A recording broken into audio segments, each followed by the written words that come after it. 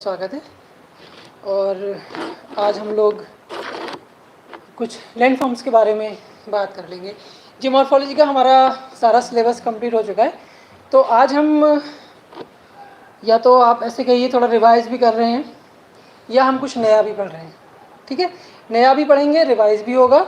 और जियोमॉर्फोलॉजी एक बार उसका हम स्टेप बाय स्टेप सारी चीज़ों को लगभग कर लेंगे। तो ऐसी स्टडी के लिए कुछ पर्टिकुलर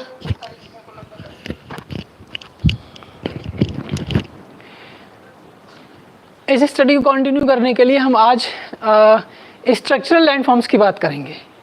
ठीक है, संरचनात्मक स्थल रूप। नाम नया ले लिया मैंने, शब्द नए शब्दों का चयन कर लिया है, लेकिन चीज़ें हमारी सब पढ़ी हुई हैं। इसको अगर मैं कहूँ दूसरे शब्दों में तो रिलीफ ऑफ सेकेंड ऑर्डर। ठीक है, तो आज हम लोग सेकेंड ऑर्डर रिलीफ की बात करने वाले हैं, जिसको हम स्ट्रक्चरल लैंडफॉर्म्स बोल देते हैं, संरचनात्मक स्थल रूप बोल देते हैं। आपको लग रहा होगा कि हम रिलीफ के बारे में बात पहले कर चुके हैं, लेकिन वो एक हमने एक जनरल बात की थी, लेकिन आज हम कुछ इसका स्पेशलाइजेशन करने वाले हैं। ठीक, तो सेकंड ऑर्डर रिलीफ जो होता है उसमें मोस्टली आप देखेंगे माउंटेन है, प्लेट्यू है, प्लेन है, लेक्स हैं, इन सब के बारे में बात हम लोग करते हैं। और अगर आप वर्ड में देखेंगे तो इन सब की स्टडी ही भूगोल एक तरह से है। मतलब भूगोल में आपको माउंटेन का भी डीप स्टडी करना है, प्लेट्यू का भी डीप स्टडी करना है, प्लेन्स का भी करना है और लेक्स का भी करना है।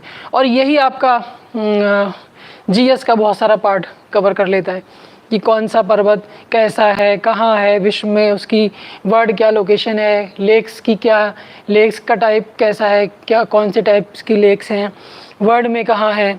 ठीक है, सलाइन है, वाटर है या स्वीट वाटर है, या प्लेन की बात करें या प्लेट्यू की बात करें, तो ये सारी बहुत सारी चीज़ें मिल जाती हैं।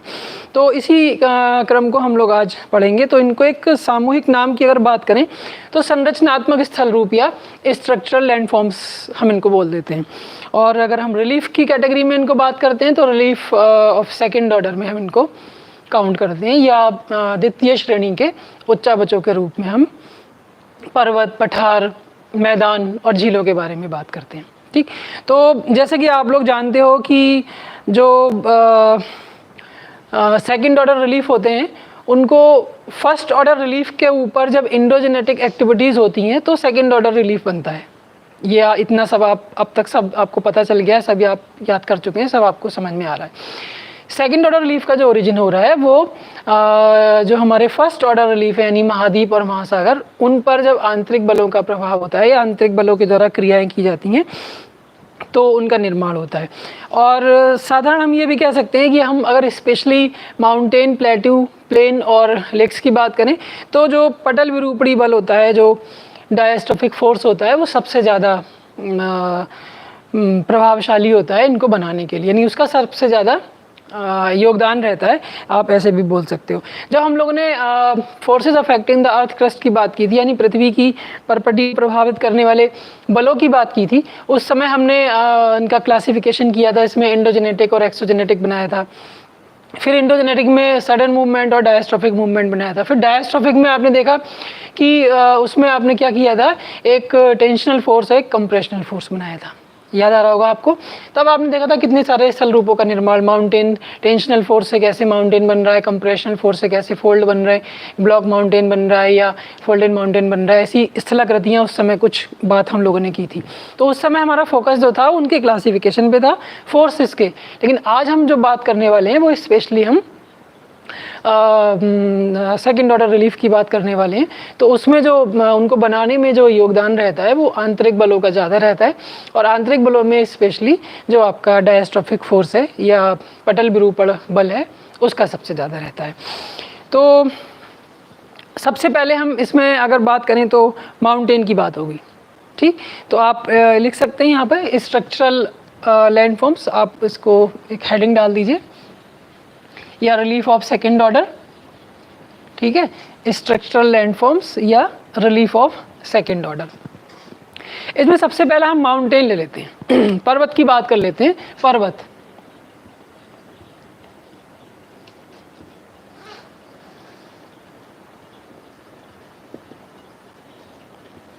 पर्वत।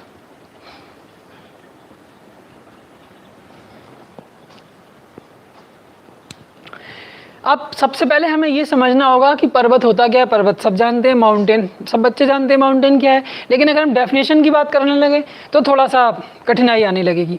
तो हम लोग भूगोल की बात कर रहे हैं, भूगोल पढ़ रहे हैं, इसलिए हमें एक छोटी छोटी चीज़ भी क्लियर होनी चाहिए। तो हम अगर माउंटेन की बात करते हैं, पर्वत की बात करते हैं, तो एक जनरल भाषा में हम उसे कह सकते हैं कि माउंटेन क्या है। पर्वत उस उच्च स्थान को कहते हैं जिसका ढाल तीव्र हो, ठीक है। पर्वत उस उच्च स्थान को कहते हैं जिसका ढाल तीव्र हो, शिखर क्षेत्र संकुचित हो। ढाल तीव्र हो, शिखर क्षेत्र संकुचित हो तथा अपने समीपवर्ती क्षेत्र से वो इतना ऊंचा हो कि दूर से देखने पर स्पष्ट दिखाई दे। ये एक जनरल बात हमने माउंटेन के बारे में कह दी। तो आप इसको एक बार ऐसे देख लीजिए, हम इसको फिगर बना के बात अगर करेंगे तो माउंटेन आपने देखा है, लगभग आप ऐसे करके माउंटेन बना देते हैं, ये तो बना देते हैं। तो इसमें आप देखिए कि ढाल उसका तीव्र हो, ठीक, स्लोप जो है वो उसका कैसा है, शार्प है, तीव्र ढाल है। दूसरा जो शिखर है वो कैसा है, शिखर की बात हम लोग जो कि शिखर उसका संकुचित हो, नैरो हो, और वो अपने आसपास के क्षेत्रों से कैसा हो, ऊंचाई में अधिक हो और दूर से देखने पर स्पष्ट दिखाई देता हो। तो ऐसे भाग को, ऐसी आकृति को, ऐसे एक स्थलखंड को हम पर्वत की संज्ञा दे देते हैं, माउंटेन कह देते हैं। और नॉर्मली इसकी जो ऊंचाई है वो 1000 मीटर से ज़्यादा मानी जाती है कि 1000 मीटर से ऊंचा कोई स्थलखंड है तो उसको हम पर्वत या माउंटेन की कैटेगरी में रख देते हैं। इससे छोटे को हिल्स या पहाड़ियों के रूप में कर देते हैं। कुछ किताबों में अलग अलग ऊंचाइयाँ दे रखी हैं, लेकिन नॉर्मली उसको 1000 मीटर तक माना जाता है कि माउंटेन के लिए 1000 मीटर से ऊपर का जो है वो पर्वत या माउंटेन, बाकी का जो से छोटे हैं वो उनको हम पहाड़ियों की श्रेणी में ले आते हैं, उसको हिल्स की कैटेगरी में हम लोग ले आते हैं, ठीक है। तो अब कुछ चीज़ें ऐसी हैं कि माउंटेन के बारे में आपने बहुत सारे टर्म्स पढ़े होंगे, जैसे कि पर्वत शिखर या माउंटेन पीक या पीक, चोटियाँ। चोटी क्या है, पर्वत शिखर, पर्वत श्रृंखला, पर्वत श्रेणी, पर्वत समूह, ठीक है। तो इस टाइप के कई सारे शब्दावलियाँ ऐसी हैं जो हम लगभग उनको एक ही अर्थों में यूज़ कर लेते हैं, लेकिन उनके सबके अलग अलग मीनिंग होते हैं। तो वो हमें क्लियर होना चाहिए कि क्या क्या हो सकता है। तो उसमें सबसे पहले हम बात कर लेते हैं पर्वत शिखर की, माउंटेन पीक। तो पर्वत शिखर क्या होगा, किसी भी पर्वतीय भाग का सबसे ऊंचा भाग, ठीक है, सर्वोच्च स्थान, तो उसी को हम क्या कहेंगे, माउंटेन पीक, ठीक है, माउंटेन पीक।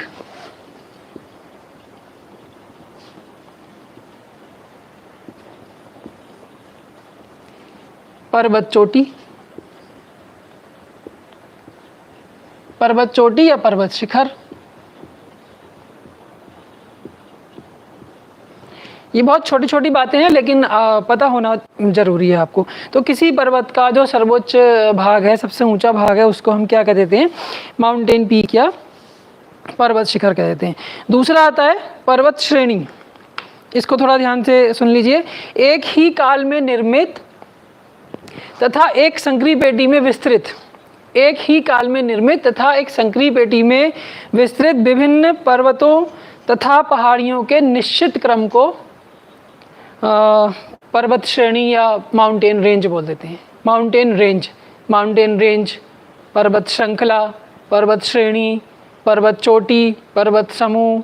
तो ऐसी चीज़ों को हमें अलग अलग समझना होगा कि जो शब्द हम प्रयोग करते हैं उसका पर्टिकुलर मीनिंग क्या निकल के आता है। तो यहाँ हम पर्वत श्रेणी या माउंटेन रेंज की बात कर रहे हैं। तो माउंटेन रेंज में को जो हम अगर परिभाषित करेंगे तो क्या कहेंगे, एक ही काल। अब देखिए काल शब्द आते ही आपको कहाँ जाना है, जियोलॉजिकल टाइम पीरियड में जाना है। जो मैंने आपको स्टार्टिंग में क्लास पढ़ाई थी उनमें जियोलॉजिकल हिस्ट्री पढ़ाई थी और आपसे कहा था कि वो समय समय पर हमें उसकी ज़रूरत पड़ेगी। तो अगर हम पृथ्वी पर कुछ रचना स्थलखंडों के निर्माण की बात कर रहे हैं तो हमें उनके कालखंड का भी पता होना चाहिए कि कब किस कालखंड में वो बना।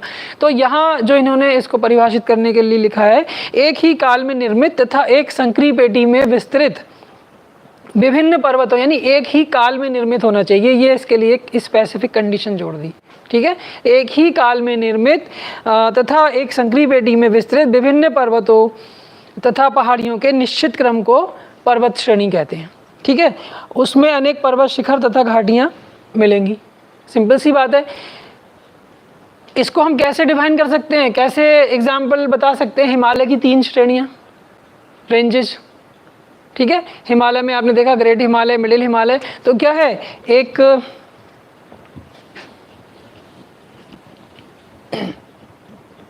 रेंज के रूप में ऐसे ही है, फैली हुई हैं सारी।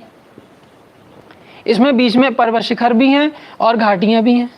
ठीक है, तो एक ही काल में निर्मित तथा एक संकरी पेटी में विस्तृत विभिन्न पर्वतों तथा पहाड़ियों के निश्चित क्रम को हम क्या कह देते हैं? माउंटेन रेंज या पर्वत श्रेणी कह देते हैं, जिसमें अनेक पर्वत शिखर घाटियाँ मिलते हैं, जिसको आप हिमालय की 3 श्रेणियों से कंपेयर कर सकते हैं।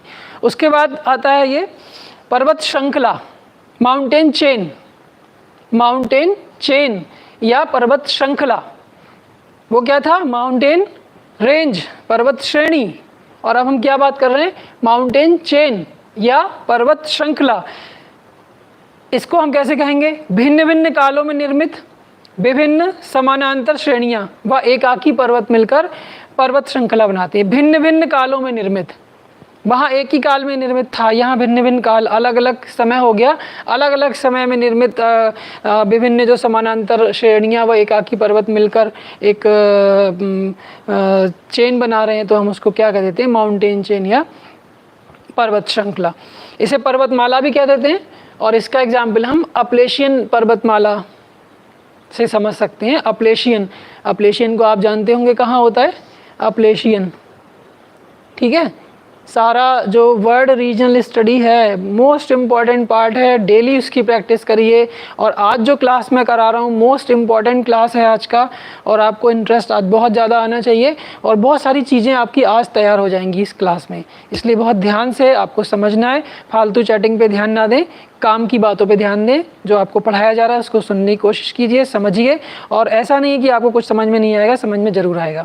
और आज जो पढ़ने वाले हैं आप लोग, वो मोस्ट इम्पॉर्टेंट पार्ट है। ठीक है, आपको उससे ये भी क्लियर होगा कि आपकी रीजनल स्टडी कितनी स्ट्रॉन्ग है, आप कहाँ एग्जिस्ट कर रहे हैं। क्योंकि मुझे लगता है आपकी रीजनल स्टडी काफ़ी पुअर है। जो आप चैट करते हैं वो मेरे तक पहुँच ही जाता है, देख लेता हूँ मैं ऐसे कभी। उसमें कल परसों के क्लास में एक बच्चा पूछ रहा था कि वो यूरोप की मैं बात कर रहा था कि ये चीज़ यूरोप में है, तो बच्चे ने लिखा था यूरोप में नहीं, रूस में है।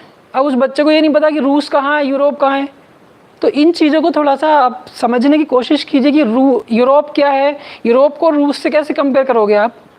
ठीक है, यूरोप क्या है? कॉन्टिनेंट है, रूस एक कंट्री है। हाँ, एक चीज़ मैं आप मान सकता हूँ, यहाँ पे आप थोड़ा सा ये कह सकते थे कि यूरोप के, रूस के कौन से पार्ट में है, यूरोपियन पार्ट में या एशियन पार्ट में। क्योंकि रूस अपने आप में एक विशिष्टता रखने वाला देश है, जिसको हम बाई कॉन्टिनेंटल कंट्री या इंटर कॉन्टिनेंटल कंट्री कहते हैं। ऐसा देश जो एक से ज़्यादा महाद्वीपों पे स्थित हो, उसको हम अंतर महाद्वीपीय देश या इंटर कॉन्टिनेंटल कंट्री कहते हैं। तो रूस में क्या है? रूस का एक कुछ भाग यूरोप के साथ जुड़ा हुआ है, और उसका कुछ भाग एशिया के साथ। ठीक है, तो पॉलिटिकली अगर हम रूस की बात करते हैं तो वो यूरोप का पार्ट है, और फिजिकली अगर हम देखें साइबेरिया और उधर का ये सारा पार्ट, ये वाला, तो ये एशिया के साथ जुड़ा होता है। तो इन चीज़ों को आप थोड़ा सा ध्यान दीजिए। आप फालतू चैटिंग में लगे रहते हैं, सब्जेक्ट को समझने की कोशिश कीजिए, और ध्यान से पढ़ेंगे तो सब समझ में आएगा। तो इसलिए मुझे लगता है कि आपकी जो रीजनल स्टडी है वो बहुत ज़्यादा स्ट्रॉन्ग नहीं है। आप कॉन्टिनेंट्स को समझिए, कंट्रीज़ को समझिए, और ऐसे क्वेश्चन बहुत आते हैं, inter continental country, by continental country, land lock country.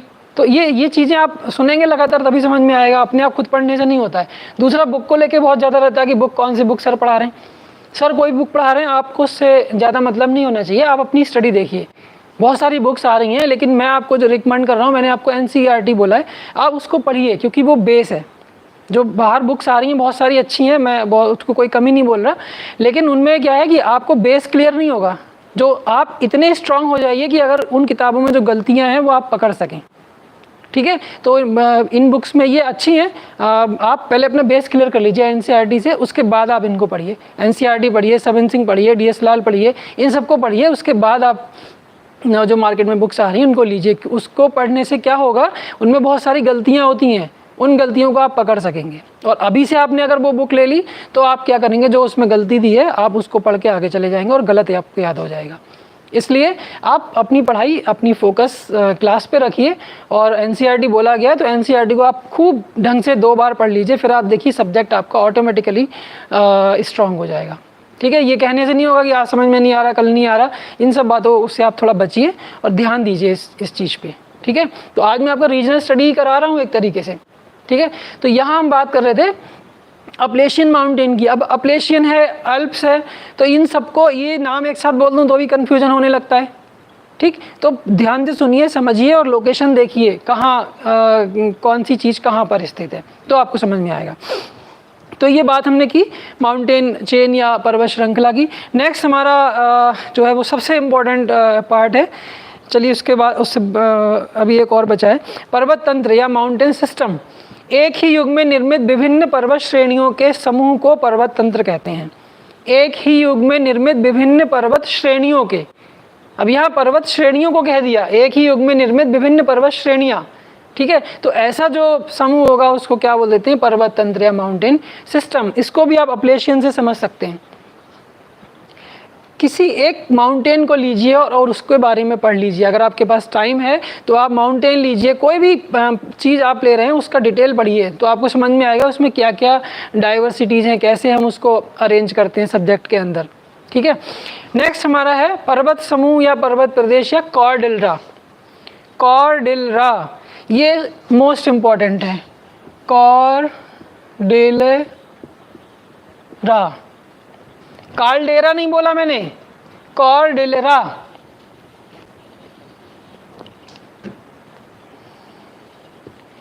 कॉर्डिलरा ये बोला मैंने। एक होता है कार्डेरा, वो ज्वालामुखी से संबंध होता है उसका, ये नहीं बोला है मैंने बोला कॉर्डिलरा। ठीक, ये एक जटिल पर्वत, एक क्रम या समूह या सिस्टम होता है। क्या होता है, इसमें विभिन्न युगों में भिन्न भिन्न प्रकार से निर्मित पर्वत श्रेणियाँ, पर्वत श्रृंखलाएं तथा पर्वत तंत्र पाए जाते हैं। जितनी चीज़ें अभी तक आपने पढ़ी वो सब इसके अंदर आ जाती हैं। ठीक, क्या पढ़ा आपने, पर्वत श्रेणियाँ पढ़ी, पर्वत श्रृंखलाएं पढ़ी, पर्वत तंत्र पढ़े, तो ये सब क्या है, विभिन्न युगों में भिन्न भिन्न प्रकार से निर्मित, यानी एक बहुत लंबा टाइम पीरियड हो गया, अलग अलग काल खंडों में और अलग अलग प्रकार से बनने वाले पर्वत श्रेणियाँ, पर्वत तंत्र और पर्वत श्रृंखलाएं, ये सब का जो समूह है वो क्या कहलाता है, कॉर्डिलरा कहलाता है। और कॉर्डिलरा के लिए स्पेशली आप रॉकी कॉर्डिलरा, और आपको अगर ये मैप ठीक से दिख रहा हो तो आप देख लीजिए ये वाला जो बन रहा है, ये देखिए किस प्रकार से जटिलता है इसमें। बाकी के माउंटेन आप सिंपल रेंज, जैसे हिमालय की बात की, सिंपल रेंज बनती चली आ गई। इसको अगर आप स्टडी करेंगे तो इसके अंदर बहुत सारे पर्वतों के नाम आपको मिलेंगे। अकेला रॉकीज माउंटेन आप पढ़ लेते हैं, रॉकीज एंडीज ऐसे एक फ्लो में पढ़ लेते हैं, लेकिन रॉकीज को जब स्टडी करेंगे तो रॉकीज माउंटेन में आप देखेंगे डिफरेंट अलग अलग प्लेसेस पे अलग अलग नेम्स आपको मिलेंगे। तब आपको समझ में आएगा कि क्या है, ये एक जटिल सिस्टम है, एक कॉम्प्लेक्स सिस्टम है। तो इसमें क्या है, विभिन्न युगों में अलग अलग प्रकार से पर्वत श्रेणियाँ, पर्वत श्रृंखलाएँ, पर्वत तंत्र, ये सब इसमें स्थित हैं। तो इसको हम ऐसी जो माउंटेन की स्थलाकृति होती है उसको हम कॉर्डिलरा बोलते हैं। और रॉकी पर्वत के लिए स्पेशली ये इस्तेमाल किया जाता है, रॉकी कॉर्डिलरा। ठीक है, तो ये इन चीज़ों पे आपको ध्यान देना है, तब आपकी स्टडी स्ट्रांग होगी। फालतू बातें करने से स्ट्रांग नहीं होगी। भूगोल ऐसा सब्जेक्ट नहीं है फालतू बातों से समझ में आ जाए, फोकस्ड रखिए यहाँ पे। अब हम बात कर लेते हैं इनका और हाँ, एक बात और, इसमें क्या है, घाटियाँ और वो सारी चीज़ें, जब पर्वत तंत्र आ रहा है, पर्वत श्रृंखलाएँ आ रही हैं, चेन आ रही हैं, तो इसमें जो वैली वगैरह है वो सब तो मिलेंगी, पठार भी मिलेंगे इसमें आपको। तो ये ध्यान रखना है कॉर्डिलरा के बारे में क्या क्या बताया गया। अब हम अगर बात करें इनका,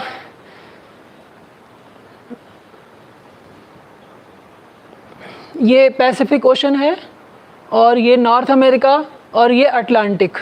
ठीक है, नॉर्थ अमेरिका का वेस्टर्न कोस्ट यही तो हुआ, और पैसिफिक का ईस्टर्न कोस्ट। इन चीज़ों में आपको थोड़ा सतर्कता बरतनी है। देखिए, आप जो अमेरिका की हम बात कर रहे हैं, नॉर्थ अमेरिका, साउथ अमेरिका, ये दो महासागरों के बीच में लगभग स्थित है। तो एक तरफ इसके अटलांटिक ओशन और दूसरी साइड इसके पैसिफिक ओशन। तो जो रॉकी कॉर्डेलिया की बात है वो पैसिफिक ओशन के साथ जुड़ा है, और अपलेशियन की बात करें तो अटलांटिक के साथ जुड़ा है। इस तरह भी आप इनको कोरिलेट कर सकते हैं कि कौन से महासागर के साथ कौन सा भाग है और इधर कौन से महासागर के साथ कौन सा भाग है। ठीक है, तो अपलेशियन की बात करें तो कहाँ आ रहा है, वो अटलांटिक, और अगर हम रॉकीज़ की बात कर रहे हैं तो वो पैसिफिक के सहारे आ रहा है। तो पैसिफिक का ईस्टर्न पार्ट, जिसको आप रॉकी कॉर्डेलिया के नाम से जानते हैं, तो ये ध्यान रखना होगा पैसिफिक ओशन का ईस्टर्न कौन सा है, वेस्टर्न कौन सा है। अगर हम इसको ग्लोब में देखेंगे तो समझ में आपको अच्छे से आ जाएगा, और अगर हम इसको देखेंगे तो डायरेक्शन के लिए मैंने आपसे कहा ही है, इस टाइप से कर लेते हैं, नॉर्थ साउथ ईस्ट वेस्ट। जहाँ भी कन्फ्यूजन हो रहा है उसको उठाइए और उस लैंडफॉर्म के ऊपर रख दीजिए, अपने आप समझ में आ जाएगा नॉर्थ कहाँ है, ईस्ट वेस्ट साउथ कहाँ है। ठीक है, तो यहाँ बिल्कुल भी कन्फ्यूजन की कोई गुंजाइश नहीं है। रॉकी कॉर्डेलिया कहाँ आ रहा है, पैसिफिक के पूर्वी तट, जो नॉर्थ अमेरिका का पश्चिमी तट होगा।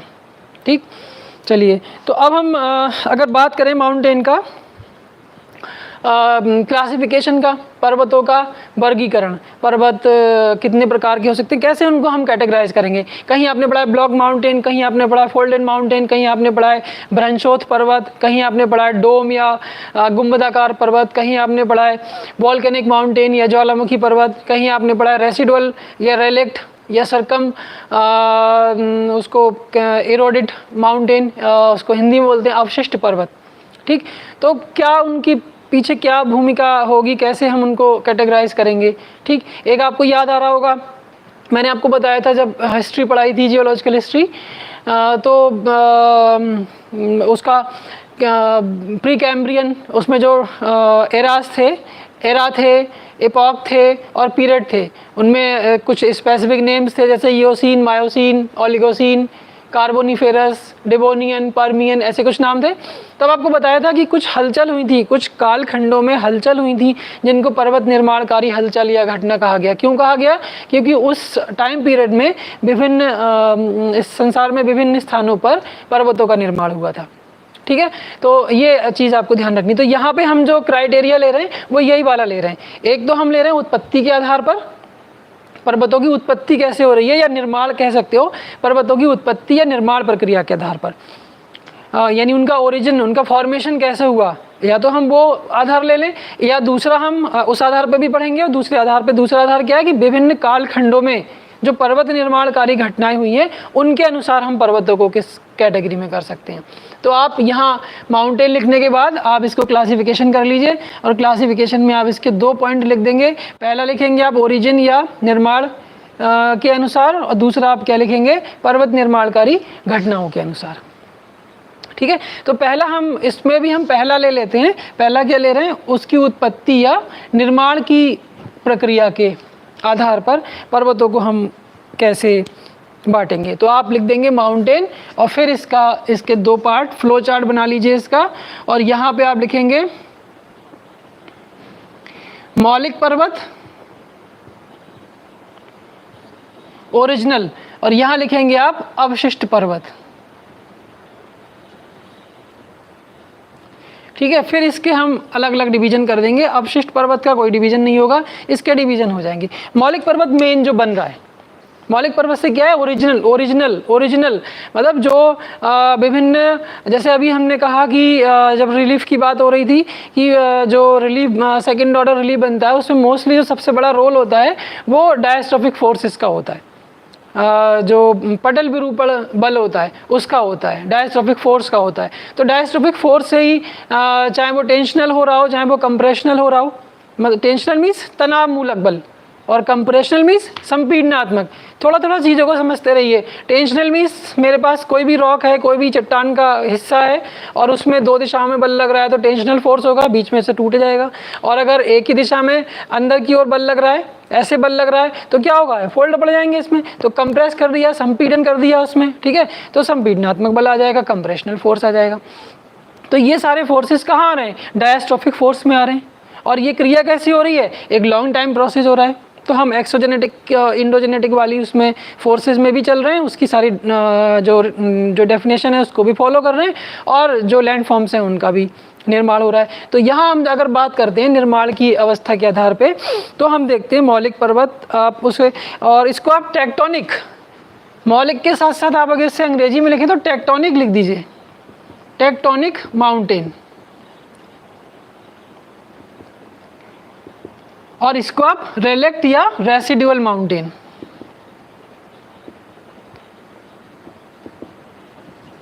ठीक है, इस टाइप से। रेलेक्ट मीन्स घिसा हुआ या कटा हुआ।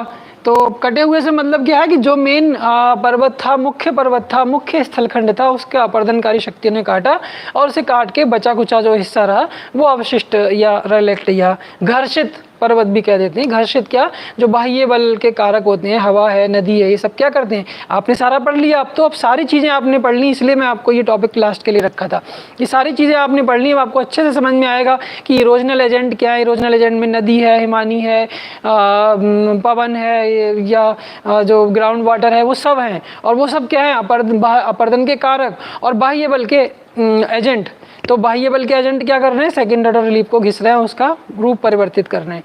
और आंतरिक बल क्या है, सेकंड ऑर्डर रिलीफ को तैयार कर रहे हैं। तो इस तरह से जो आंतरिक बाह्य बल है, इनको रचनात्मक और विनाशात्मक बल भी कह देते हैं, कंस्ट्रक्टिव फोर्स और डिस्ट्रक्टिव फोर्स भी कह देते हैं। तो अब आप इतने दिमागी रूप से बड़े हो गए, इतना पढ़ गए कि आपको समझ में आना चाहिए कि एंडोजेनेटिक या एक्सोजेनेटिक ना कहें, इसको रचनात्मक या विनाशात्मक भी कह रहे हैं।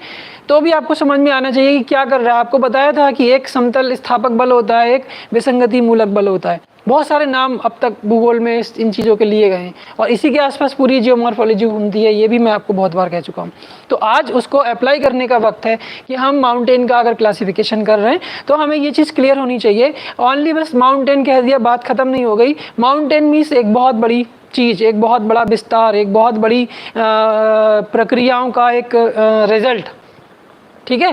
तो टेक्टोनिक और रेसिडुअल या रेलेक्ट या अवशिष्ट या घर्षित, ये सब चीज़ें आपको ध्यान देनी है। तो अब देखिए, सबसे पहले हम अगर बात करें तो टेक्टोनिक में सबसे पहला फोल्डेड माउंटेन, बलित पर्वत। देखिए आपने यहाँ लिख दिया माउंटेन, टेक्टोनिक, अवशिष्ट और रेसिडुअल, और इसके आपने फिर टुकड़े कर लिए, और इसमें आप जितने भी हम बनेंगे बनाते चले जाएंगे। तो आप यहाँ लिख दीजिए फोल्डेड माउंटेन।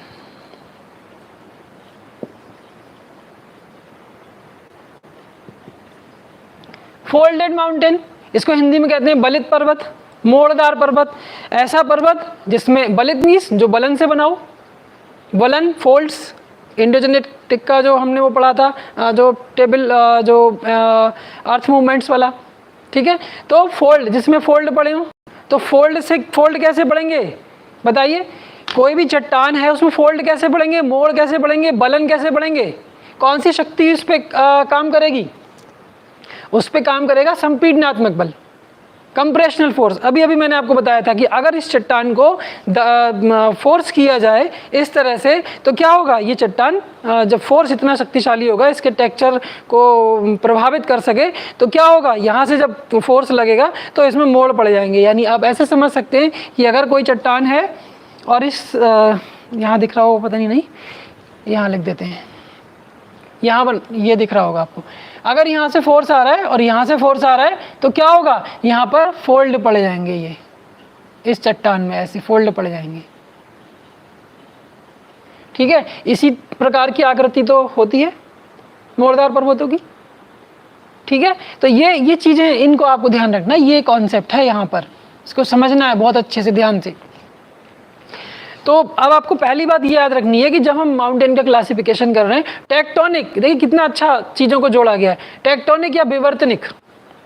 टेक्टोनिक, विवर्तनिक, कोई हलचल हो रही है आंतरिक या बाह्य बल के फलस्वरूप या आंतरिक बल के फलस्वरूप, विवर्तनिक घटना। विवर्तनिक घटना का मतलब क्या है कि जो क्रस्ट है उसमें कुछ कंपन या कुछ चेंज आ रहा है, तो वो क्या है, वो विवर्तनिक घटनाएं सारी होती हैं। तो उसमें टेक्टोनिक नाम दिया। टेक्टोनिक में आप देखिए कि फोर्स लग रहा है, कौन सा, कंप्रेशनल फोर्स, जो आपने डायस्ट्रोफिक फोर्स पढ़ा था। डायस्ट्रोफिक फोर्स में आपने तनाव मूलक बल और संपीडनात्मक बल, जिसमें आपने एक में पढ़ा था कि वो माउंटेन बन रहा है, और दूसरे में आपने क्या पढ़ा था, भ्रंश घाटियाँ और ये सारी चीज़ें, ब्लॉक पर्वत और महाद्वीपों का निर्माण हो रहा है। ठीक है, तो वो सारी चीज़ें हम आज फिर से पढ़ रहे हैं और उनका रिजल्ट देख रहे हैं क्या हो रहा है। तो यहाँ आप देख रहे हैं कि फोल्डेड माउंटेन की बात अगर हम कर रहे हैं तो फोल्डेड माउंटेन में क्या होगा, संपीड़न शक्तियों द्वारा निर्मित होता है। इस टाइप से चीज़ों को जोड़ जोड़ के रखना है। माउंटेन मीन्स कौन सा, मौलिक और अवशिष्ट। उसके बाद मौलिक में किया तो आपने देखा कि पहला आ रहा है बलित पर्वत या मोरदार पर्वत या फोल्डेड माउंटेन। तो फोल्डेड माउंटेन कौन सी शक्ति से बन रहा है, कंप्रेशनल फोर्स, संपीडनात्मक शक्ति से बन रहा है। तो संपीडनात्मक शक्ति से जब चट्टानों में पृथ्वी की आंतरिक शक्तियों द्वारा मोड़ पड़ जाते हैं या बलन पड़ जाते हैं तो इस प्रकार से बनने वाले जो पर्वत हैं उसको हम क्या कह देते हैं, फोल्डेड माउंटेन कह देते हैं। इनका विस्तार लगभग सभी महाद्वीपों में मिलता है, जिसमें आप हिमालय को देख लीजिए। ठीक, हिमालय की लोकेशन तो सबको पता है, इसमें कोई मुझे नया नहीं बताना है, मैप में नहीं समझाना है। हिमालय की लोकेशन आप देख सकते हैं, यहाँ फोल्डेड माउंटेन। ठीक है, उसके बाद रॉकीज़ और एंडीज़। रॉकीज़ एंडीज़ का अभी हम लोगों ने बात ही की है, रॉकीज़ और एंडीज़। आपको अपने स्टडी रूम में इस टाइप के मैप भी बना के लगाने हैं, चार्ट अपने हाथ से। वर्ल्ड का मैप बनाइए, उसमें फोल्डेड माउंटेन या उसका माउंटेन सिस्टम, पूरा वर्ल्ड का जितना माउंटेन सिस्टम है वो लगा दीजिए। दूसरे में आप प्लेट्यू सिस्टम लगा दीजिए, तीसरे में आप प्लेन लगा दीजिए, चौथे में आप लेक्स लगा दीजिए। क्या रहेगा, चारों तरफ आपके लगे ही सारी चीज़ें, दिन भर उस पर ध्यान जाएगा। पढ़ाई इस तरीके से होती है, ये नहीं फालतू चैट में लगे रहते हो। तो यहाँ लोकेशन आपको क्लियर होनी चाहिए कि हम रॉकीज़ की बात कर रहे हैं या एंडीज़ की बात कर रहे हैं, तो वो कहाँ कहाँ वर्ल्ड में उनकी लोकेशन हो रही है। अपने एटलस में साथ साथ देखते रहिए आप। ठीक, तो ये क्या है, क्लासिफिकेशन चल रहा है, वर्गीकरण हो रहा है पर्वतों का। दूसरा, फोल्डेड वाले तो सबसे ज़्यादा आपको मिलते हैं, और एक और ख़ास बात है कि ये सबसे ज़्यादा विस्तार भी लिए हुए हैं, सबसे ज़्यादा ऊंचाई भी। अगर हम माउंटेन में किसी भी टाइप के माउंटेन में देखें तो वो सबसे ज़्यादा ऊंचे पर्वत अगर हमें मिलते हैं तो बलित पर्वत ही मिलते हैं, जिनमें आप देखेंगे जो अल्पाइन क्रम के पर्वत। अल्पाइन क्रम के पर्वत मीन्स जो यूरोप में एल्प्स माउंटेन है उसके नाम पे अल्पाइन कहा जाता है। तो अल्पाइन में आप देखिए पूरा यूरोप का माउंटेन सिस्टम, यूरोप तो बहुत छोटा सा वैसे ही दिख रहा है, यूरोप का माउंटेन सिस्टम। यूरोप के माउंटेन सिस्टम में क्या, एल्प्स आता है, काकेशस आता है, ठीक है, कारपेथियन आता है, दिनारिक अल्प्स आता है, एपिनाइन आता है, पेरेनीज आता है। ये सब आप यूरोप में जैसे एंट्री करेंगे, जिब्राल्टर को यूरोप का प्रवेश द्वार कहते हैं। और ये देखिए यहाँ पर जैसे आप एंट्री करेंगे सारे माउंटेन सिस्टम आपको दिखना शुरू हो जाएगा। यहाँ से ये पूरा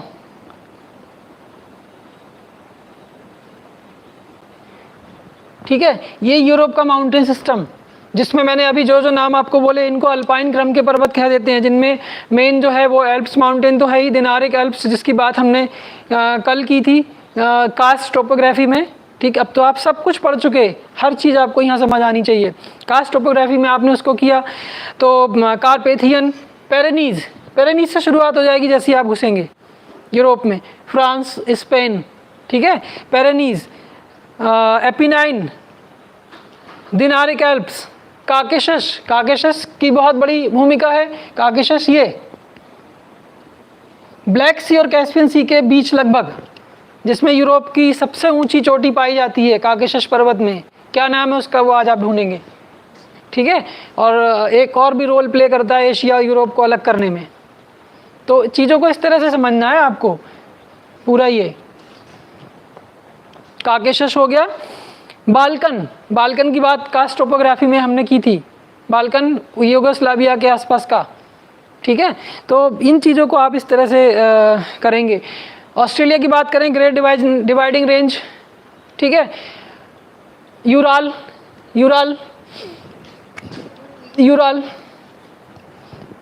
एटलस पर्वत। तो लगभग सभी महाद्वीपों की बात हमने कर ली, एशिया की भी कर ली, यूरोप की भी कर ली, नॉर्थ साउथ अमेरिका की भी कर ली, अफ्रीका की भी कर ली, और ग्रेट डिवाइडिंग रेंज ऑस्ट्रेलिया की भी कर ली। तो आपने देखा कि फोल्डेड माउंटेन हमें वर्ल्ड में कहाँ कहाँ मिल रहे हैं, कौन कौन से नाम उनके हैं, वो चीज़ें ध्यान देनी है। और ये आपको कंपटीशन में बहुत मिलता है।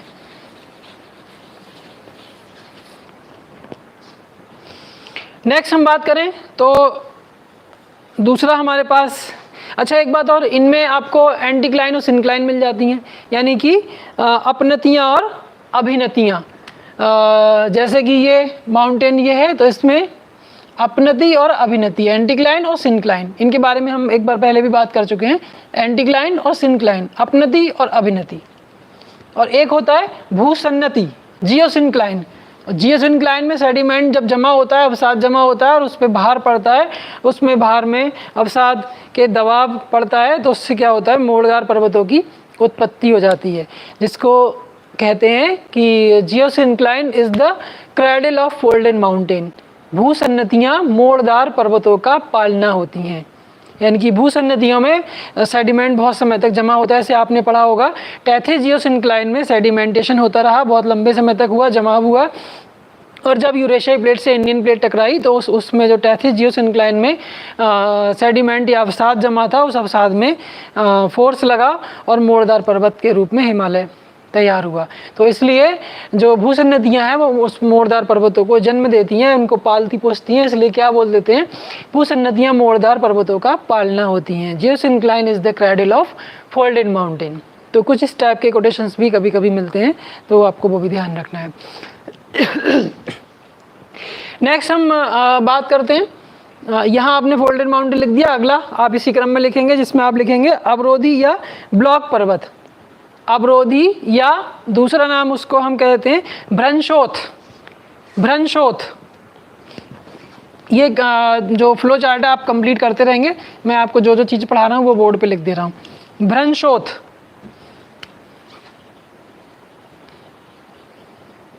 भ्रंशोथ पर्वत, अंग्रेजी में इसी को कहते हैं ब्लॉक माउंटेन।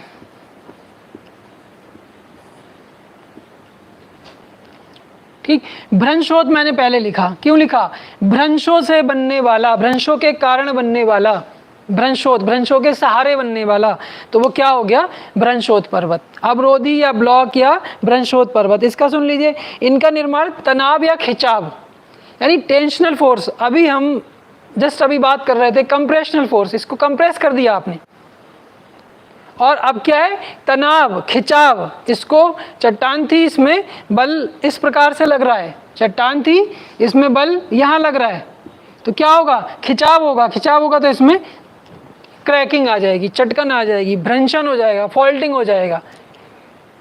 चटकन हो रहा है, क्रैकिंग हो रहा है या फॉल्टिंग या भ्रंशन हो रहा है, वो इसकी तनाव की तीव्रता पर निर्भर करेगा, बल कितना शक्तिशाली है।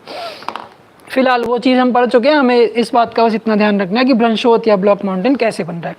तो इनका निर्माण तनाव या खिंचाव की शक्तियों द्वारा होता है। खिंचाव के कारण धरातलीय भागों में दरारें पड़ जाती हैं या भ्रंश पड़ जाते हैं, ठीक है, जिस कारण धरातल का कुछ भाग ऊपर उठ जाता है। किसी चट्टानी भाग में जब टेंशनल फोर्स लगा, तनाव मूलक बल लगा, उस तनाव मूलक बल के कारण क्या हुआ, दरार पड़ी या भ्रंश पड़े, तो भ्रंशों के कारण क्या होता है, धरातल का कुछ भाग ऊपर उड़ जाता है, यानी धरातल का भाग ऊपर, तनाव मूलक बल हुआ, तनाव लगा तो उसमें फॉल्ट हुआ, दरार बना, भ्रंश बना, तो क्या हुआ, कुछ भाग ऊपर उठ गया उसका, तो उस उठे हुए भाग को क्या कह देते हैं हम, ब्लॉक माउंटेन कह देते हैं। और कुछ भाग का धसाव भी होता है, उठ भी सकता है, धस भी सकता है, तो धसा हुआ भाग होता है उसको क्या बोल देते हैं, वो आपका रिफ्ट वैली हो जाता है, भ्रंश घाटी हो जाता है, और जो उठा हुआ भाग है वो आपका ब्लॉक माउंटेन हो जाता है। तो भ्रंश के कारण होने से इनको क्या बोल देते हैं, भ्रंशोथ पर्वत बोल देते हैं, ब्लॉक माउंटेन बोल देते हैं। तो ये चीज़ आपको ध्यान रखनी है। जब दो सामान्य दरारों के बीच का भाग ऊपर उठ जाता है तो ब्लॉक पर्वत बनता है। इसमें जो ऊपर उठा हुआ स्थलखंड है उसको ब्लॉक पर्वत या हॉर्स्ट भी बोल देते हैं कई जगह, हॉर्स्ट, HORST, हॉर्स्ट।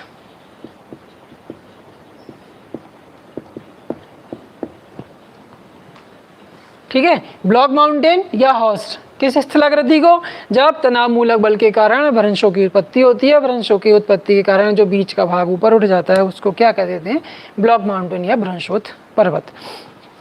अब इसकी बात कर लें, ये कहाँ कहाँ मिलेगा वर्ल्ड में, तो संयुक्त राज्य अमेरिका के दक्षिणी ऑरेगन प्रांत में स्टीन्स माउंटेन, ठीक है, ये आपको नया लग रहा होगा, ये आपने नहीं सुना होगा। कैलिफोर्निया का सिएरा नेवादा, कैलिफोर्निया का सिएरा नेवादा, कैलिफोर्निया, कैलिफोर्निया, अब आप यहाँ ढूंढेंगे सारी चीज़ें। सिएरा नेवादा मोस्ट इम्पॉर्टेंट है ये। कैलिफोर्निया तो हर तरह से इम्पॉर्टेंट है। कैलिफोर्निया के बारे में पहले भी हम लोग बात कर चुके हैं। कैलिफोर्निया में बहुत कुछ है भूगोल से संबंधित चीज़ें जो आपको पढ़नी है, कंपटीशन में आती है और मोस्ट इम्पॉर्टेंट है ये वाला पार्ट। यहाँ से रहने बाद आपको मिलेगा। दूसरा इसी के जो ऊटा प्रांत में बासाच, ऊटा प्रांत में बासाच रेंज, बासाच, और यूरोप में बासजेस, यहाँ गड़बड़ नहीं होनी चाहिए। यूएसए के ऊटा प्रांत में बासाच रेंज,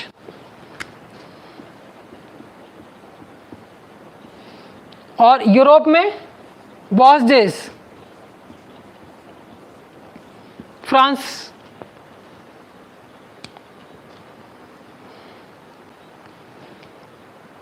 बासाच और बॉसजेस, इनमें कंफ्यूजन नहीं होना चाहिए, लेकिन दोनों कैसे हैं? ब्लॉक माउंटेन, एक नॉर्थ अमेरिका का है तो दूसरा यूरोप का। Horse, black forest, black forest means काला जंगल नहीं, ब्लैक फॉरेस्ट एक माउंटेन का नाम है जो कुछ किताबों में काला जंगल लिखा है। जैसे मैं आपको अभी बोल रहा था कि हर एक कोई किताब नहीं लेनी है आपको, बहुत सारी गलतियाँ होती हैं, तो काला जंगल लिखा हुआ है, काला जंगल कुछ नहीं, ब्लैक फॉरेस्ट एक माउंटेन का नाम है। तो इस, और वो कैसा है, वो कैसा माउंटेन है? ब्लॉक माउंटेन है। हॉर्स या हॉर्स, ठीक है। और अभी क्या बोला था? ब्लैक फॉरेस्ट,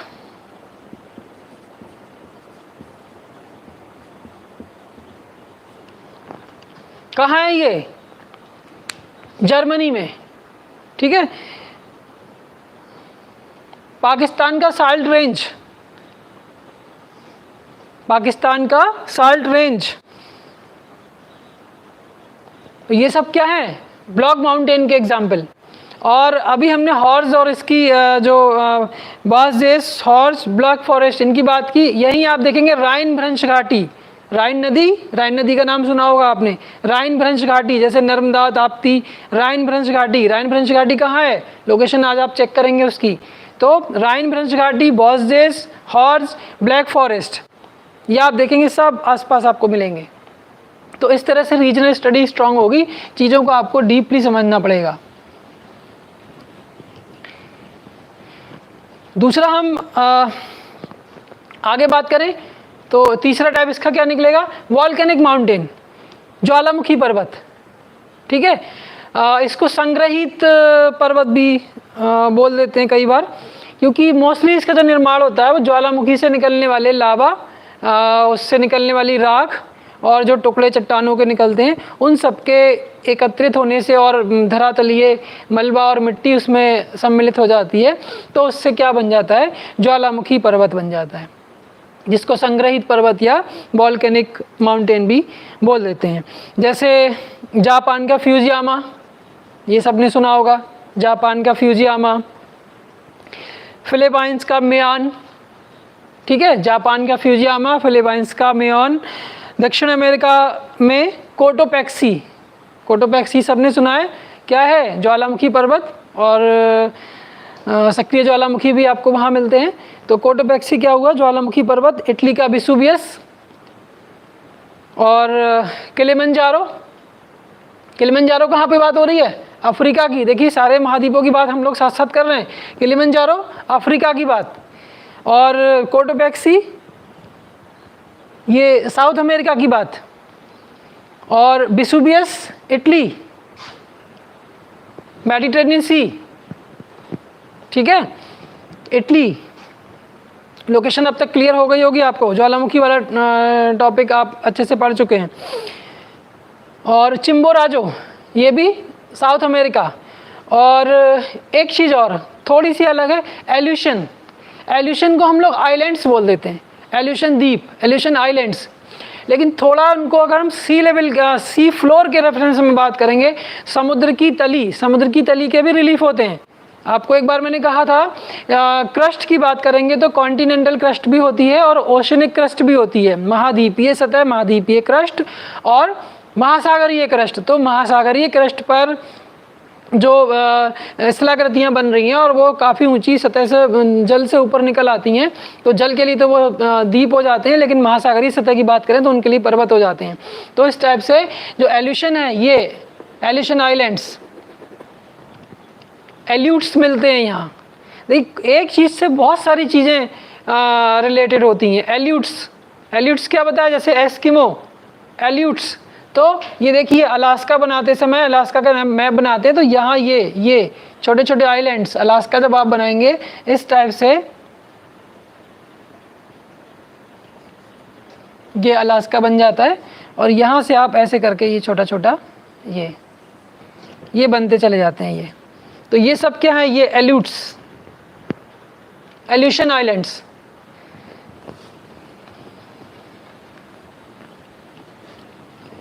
तो ये किस श्रेणी में आ रहे हैं, ज्वालामुखी पर्वत की श्रेणी में। ज्वालामुखी पर्वत मुख्य मुख्य कौन से हैं मैं आपको अभी बता दिए, और ये क्वेश्चन पेपर उठा के देखेंगे तो आपको मिलेंगे क्वेश्चन इनमें से। नेक्स्ट हम एक क्लासिफिकेशन में एक आता है गुंबदाकार पर्वत या डोम माउंटेन।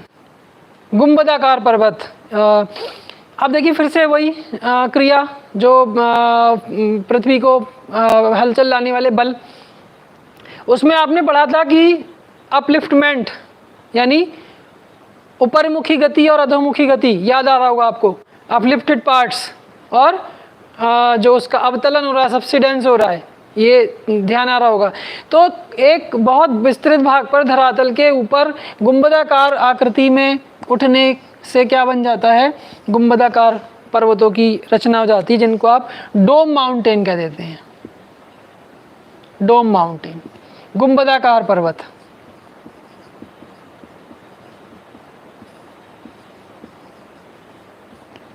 ठीक है, जब पृथ्वी के धरातलीय भाग में चाप के आकार के, चापाकार ही तो हो रहा है, देखिए आर्क जैसी शेप बन रही है, चापाकार, चाप के आकार में उभार से धरातलीय भाग ऊपर उठ जाता है तो उससे गुंबद नुमा पर्वत बन जाता है, गुंबद की जैसी आकृति बन जाती है, जिसको गुंबदाकार पर्वत या डोम माउंटेन कह देते हैं। जैसे संयुक्त राज्य अमेरिका का सिंसिनाटी उभार, ब्लैक हिल्स। ठीक है, सिंसिनाटी उभार और ब्लैक हिल्स, ये क्या है, गुंबदाकार। ये बहुत कम जगह ऐसा मिलता है, उनका अपर्दन भी हो जाता है तो चीज़ें उतनी ज़्यादा स्पष्ट नहीं होती है, इसलिए संसार में ये इस टाइप की आकृतियाँ कम देखने को मिलती हैं। लास्ट बचता है आपका अवशिष्ट पर्वत। देखिए आपने जो क्लासिफिकेशन किया था माउंटेन का, यहाँ पे टेक्टोनिक बनाया था, यहाँ रेसिडुअल बनाया था, फिर टेक्टोनिक के आपने डिवीजन किए, जिसमें आपने पहला फोल्डेड बनाया, दूसरा आपने ब्लॉक बनाया, तीसरा आपने वॉल्केनिक बनाया और चौथा आपने क्या बनाया था, डोम बनाया।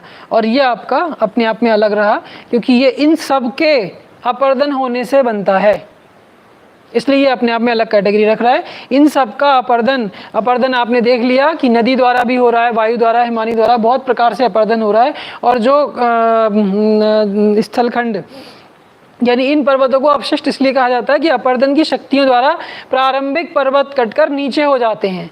जो मुख्य पर्वत बने थे आंतरिक शक्तियों द्वारा, तो अपर्दनकारी शक्तियों ने उन पर अपर्दन किया और अपर्दन करके उनको काट छांट के छोटा कर दिया, घिस दिया, तो उसको क्या कह दिया जाता है, अवशिष्ट पर्वत। ठीक है, ये मौलिक पर्वत नहीं होते हैं, मौलिक पर्वत ये वाले होते हैं, ये अवशिष्ट पर्वत होता है, ये आपको इतना ध्यान रखना है। तो इनको सर्कम इरोजनल यानी घर्षित पर्वत या अवशिष्ट पर्वत या रेलेक्ट माउंटेन, रेलेक्ट माउंटेन।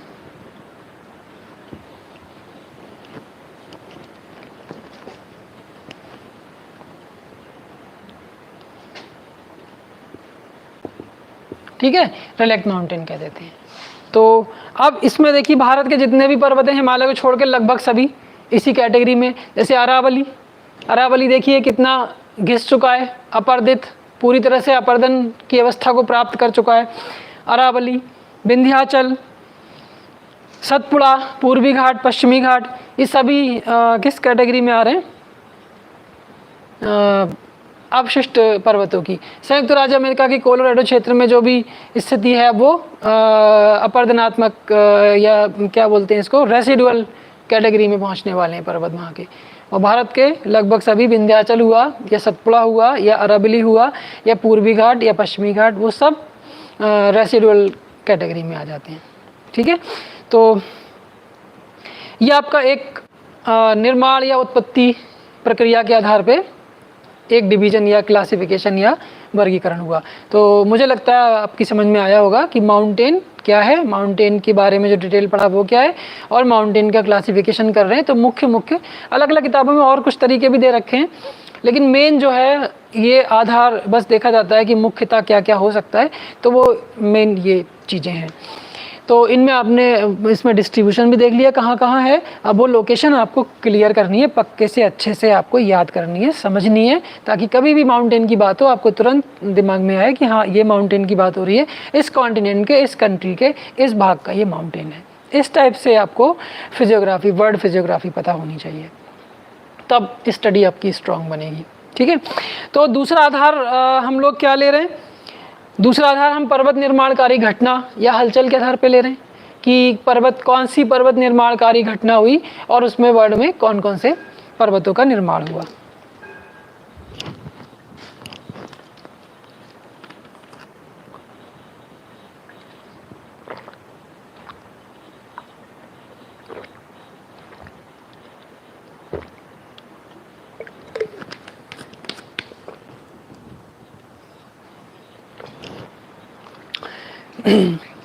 एक बात और बता दूं, कल एक बच्चे का कमेंट था कि वो ग्लेशियर के बारे में कि सर थोड़ा सियाचिन ग्लेशियर और शियोक घाटी, नुब्रा घाटी, इन सब का आपने नहीं बताया कुछ, या बताइए। तो हम लोगों ने ग्लेशियर से बनने वाले स्थलाकृतियों की बात की थी। ग्लेशियर वर्ल्ड में कहाँ कहाँ है या उनका डिस्ट्रीब्यूशन क्या है, या वो आप स्पेशली वो भारत का प्रादेशिक भूगोल हो गया। तो जम्मू कश्मीर में जो हिमालय की रेंजेस है, उस हिमालय की रेंजेस के बारे में हम बात नहीं कर रहे थे, इसलिए आपको वो सब नहीं बताया गया। और दूसरी बात ये है कि आप उसमें एलओसी का मेन रोल रहता है। एलओसी को थोड़ा सा पढ़ लें, मैं उसको फिर अभी आज नहीं, फिर यहाँ टॉपिक रह जाएगा। वो इसीलिए आपको नहीं बताया गया कि हम हिमानी ग्लेशियर से निर्मित स्थलखंडों को पढ़ रहे थे, इसलिए वो चीज़ें आपको नहीं बताई गई। जब भारत का प्रादेशिक भूगोल शायद आप लोग पढ़ चुके हैं, भारत का प्रादेशिक भूगोल आपको पढ़ाया जा चुका है, और ग्लेशियर और हिमालय की जो भी, और वो ट्रांस हिमालय में कहाँ स्थितियाँ आ रही हैं, great, middle, Shivalik, middle, great और ट्रांस हिमालय, तो वो सारी स्थलाकृति जो है वो भारत के प्रादेशिक भूगोल में आ रही है और वो आपको पढ़ाया जा चुका है। ठीक है, हमारा टॉपिक वो नहीं था, कभी चांस होगा तो देखा जाएगा, अभी आज तो नहीं हो पाएगा। तो हम आज क्या कर रहे हैं, इसको पर्वत निर्माणकारी घटना या हलचल। तो इसमें आपको याद होगा 4 हलचल आपको बताई गई थी। सबसे पहले आप यहाँ पे लिख देंगे हेडिंग, पर्वत निर्माणकारी हलचल या पर्वत निर्माणकारी घटना के आधार पर, जिसमें आपने देखा कि प्री कैम्ब्रियन, सबसे पहले आपने देखा प्री कैम्ब्रियन। अब देखिए फिर जियोलॉजिकल हिस्ट्री में पहुँच गए, इसलिए सब कुछ पढ़ना है। उस दिन भी 1-2 बच्चों कमेंट थे कुछ समझ में नहीं आया, समझने की कोशिश करेंगे तो समझ में जरूर आएगा।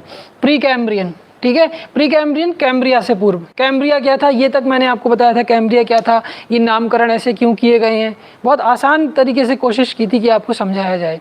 ठीक है, तो प्री कैम्ब्रियन कैम्ब्रिया से पूर्व। तो प्री कैम्ब्रियन में क्या है, देखिए प्री कैम्ब्रियन टाइम के जो पर्वत हैं उनका पूरी तरह से अपरदन हो चुका है, और वो अनुमान के आधार पर ही कहा जाता है। पर्वतों के बहुत कोई बड़े अवशेष ऐसे नहीं मिलते हैं, अनुमान के आधार पर ही कहा जाता है प्री कैम्ब्रियन हलचल के पर्वत कौन कौन से हैं, जिनमें आप कह सकते हैं लॉरेशियन पार्ट, मुख्य रूप से आपका लॉरेंशियन शील्ड की बात करें, कनाडा और ग्रीनलैंड की बात होती है इसमें, और ग्रेट लेक्स के चारों तरफ का जो भाग है ये वाला ग्रेट लेक्स के चारों तरफ। तो इनमें वही है कि इस समय अनुमान के आधार पर ही इन चीज़ों को कहा जाता है। लेकिन हाँ, एक हलचल ऐसी प्री कैम्ब्रियन काल में हुई थी जिसमें संसार में पर्वतों का निर्माण हुआ, और कहाँ कहाँ हुआ, स्पेशली 3 उसके, लॉरेंशियन, अल्गोमन और किलार्नियन। ठीक है, लॉरेंशियन पर्वत, अल्गोमन पर्वत और किलार्नियन पर्वत, ये 3 स्पेसिफिक बताया गया है प्री कैम्ब्रियन वाले, जिनमें यूरोप महाद्वीप में फेनो स्कैंडिनेवियन। फेनो स्कैंडिनेवियन का मतलब देखिए, स्कैंडिनेविया आप जानते ही हैं, नॉर्वे और स्वीडन को मिला के स्कैंडिनेविया वाला पार्ट बनता है, और उसमें फिनलैंड भी जोड़ दिया जाए तो फिनो स्कैंडिनेविया हो जाता है, और वो ये वाला पार्ट हो जाता है। ठीक है, तो जो हाईलैंड्स उच्च भूमियाँ आज हमें यूरोप में मिल रही हैं, नॉर्थ अमेरिका में मिल रही हैं, शील्ड मिल रहे हैं, तो वो सब उनको प्री कैम्ब्रियन काल के उस कैटेगरी में रखा जाता है। स्कॉटलैंड में भी कुछ भाग इनमें मिलता है। तो वही बात, बनावट और जटिलता तथा अनाच्छादन के कारण इनका वास्तविक जो रूप है वो आंशिक रूप में ही मिलता है। बहुत ज़्यादा बड़े विस्तार आपको अब प्री कैम्ब्रियन काल के पर्वतों के नहीं मिलते हैं, लेकिन हाँ, ये पृथ्वी का भूगर्भिक इतिहास पढ़ के, चट्टानों की स्टडी करके ये पता चला है कि प्री कैम्ब्रियन हलचल हुई थी, यानी प्री कैम्ब्रियन काल में एक हलचल हुई थी जिसमें कुछ पर्वतों का निर्माण हुआ था, वो जो मैंने आपको भी बताया। ये आपको याद, थोड़ा सा ध्यान रखना। सेकेंड वाले से आपको मिलेंगे। सेकेंड क्या था? कैलेडोनियन। कैलेडोनियन ओरिजिनी या प्री कैम्ब्रियन ओरिजिनी, आप ऐसे क्या देंगे इसको? Pre Cambrian orogeny. दूसरा Caledonian orogeny. Pre Cambrian, Cambria से पूर्व। कैलेडोनियन, अब कैलेडोनियन की बात करें तो ये पैलेजोइक एरा में, देखिए आपको ध्यान होगा, पैलेजोइक, मेसोजोइक, सेनोजोइक और नियोजोइक, याद आ रहा होगा, जियोलॉजिकल हिस्ट्री में हम पहुंच गए। तो सबसे पुराना पैलेजोइक, फिर मेसोजोइक, फिर सेनोजोइक, फिर नियोजोइक, 4 बताए थे एरा, बड़े बड़े कालखंड। फिर उनके बीच में आपको प्राइमरी, सेकेंडरी, टर्शरी और क्वाटरनरी ये पीरियड्स बताए गए थे। फिर आपको इपॉक बताए गए थे जिसमें आपको कैम्ब्रियन, ऑर्डोविसियन, डिवोनियन, सिलूरियन, इस टाइप से बताए थे, याद आ रहा होगा। तो वही चीज़ों में हम फिर से चले गए आज। तो कैलेडोनियन ओरिजिनी की बात अगर हम करें, कैलेडोनियन पर्वतीकरण, आप इसको ऐसे भी कह सकते हैं, कैलेडोनियन पर्वतीकरण या कैलेडोनियन पर्वत निर्माणकारी घटना, इस तरह भी आप इनको कह सकते हो। तो इसमें जो पार्ट है वो पहले जो एक इराक है, मोस्टली इसमें सिलूरियन, डिवोनियन और पर्मियन में हुआ था।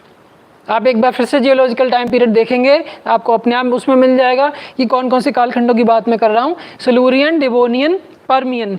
स्कॉटलैंड के प्राचीन पर्वत कैलेडोनिया, ठीक है, स्कॉटलैंड के प्राचीन पर्वत कैलेडोनिया के आधार पर, कैलेडोनिया बना था उस समय, उसके आधार पर इस हलचल को कैलेडोनियन हलचल या कैलेडोनियन ओरिजिनी कह देते हैं।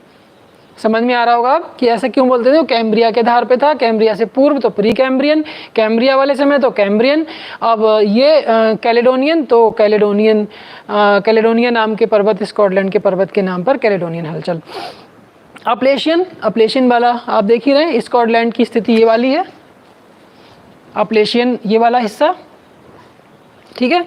अपलेशियन, स्कॉटलैंड के पर्वत, आयरलैंड के पर्वत, स्कैंडिनेविया, ब्राजीलाइट्स, स्कैंडिनेविया की बात अभी की, ब्राजीलाइट्स, ठीक।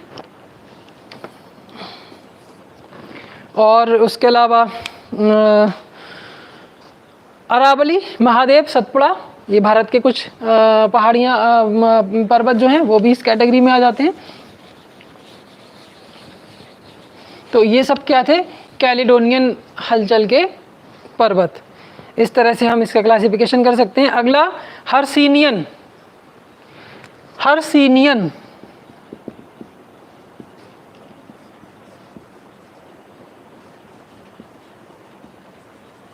हर्सिनियन ओरिजिनी,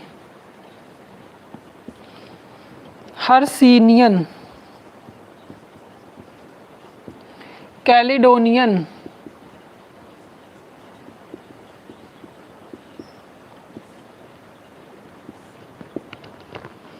ठीक है। हर्सिनियन, कैलेडोनियन, कैलेडोनियन हो चुका, pre Cambrian, Caledonian, Hercynian.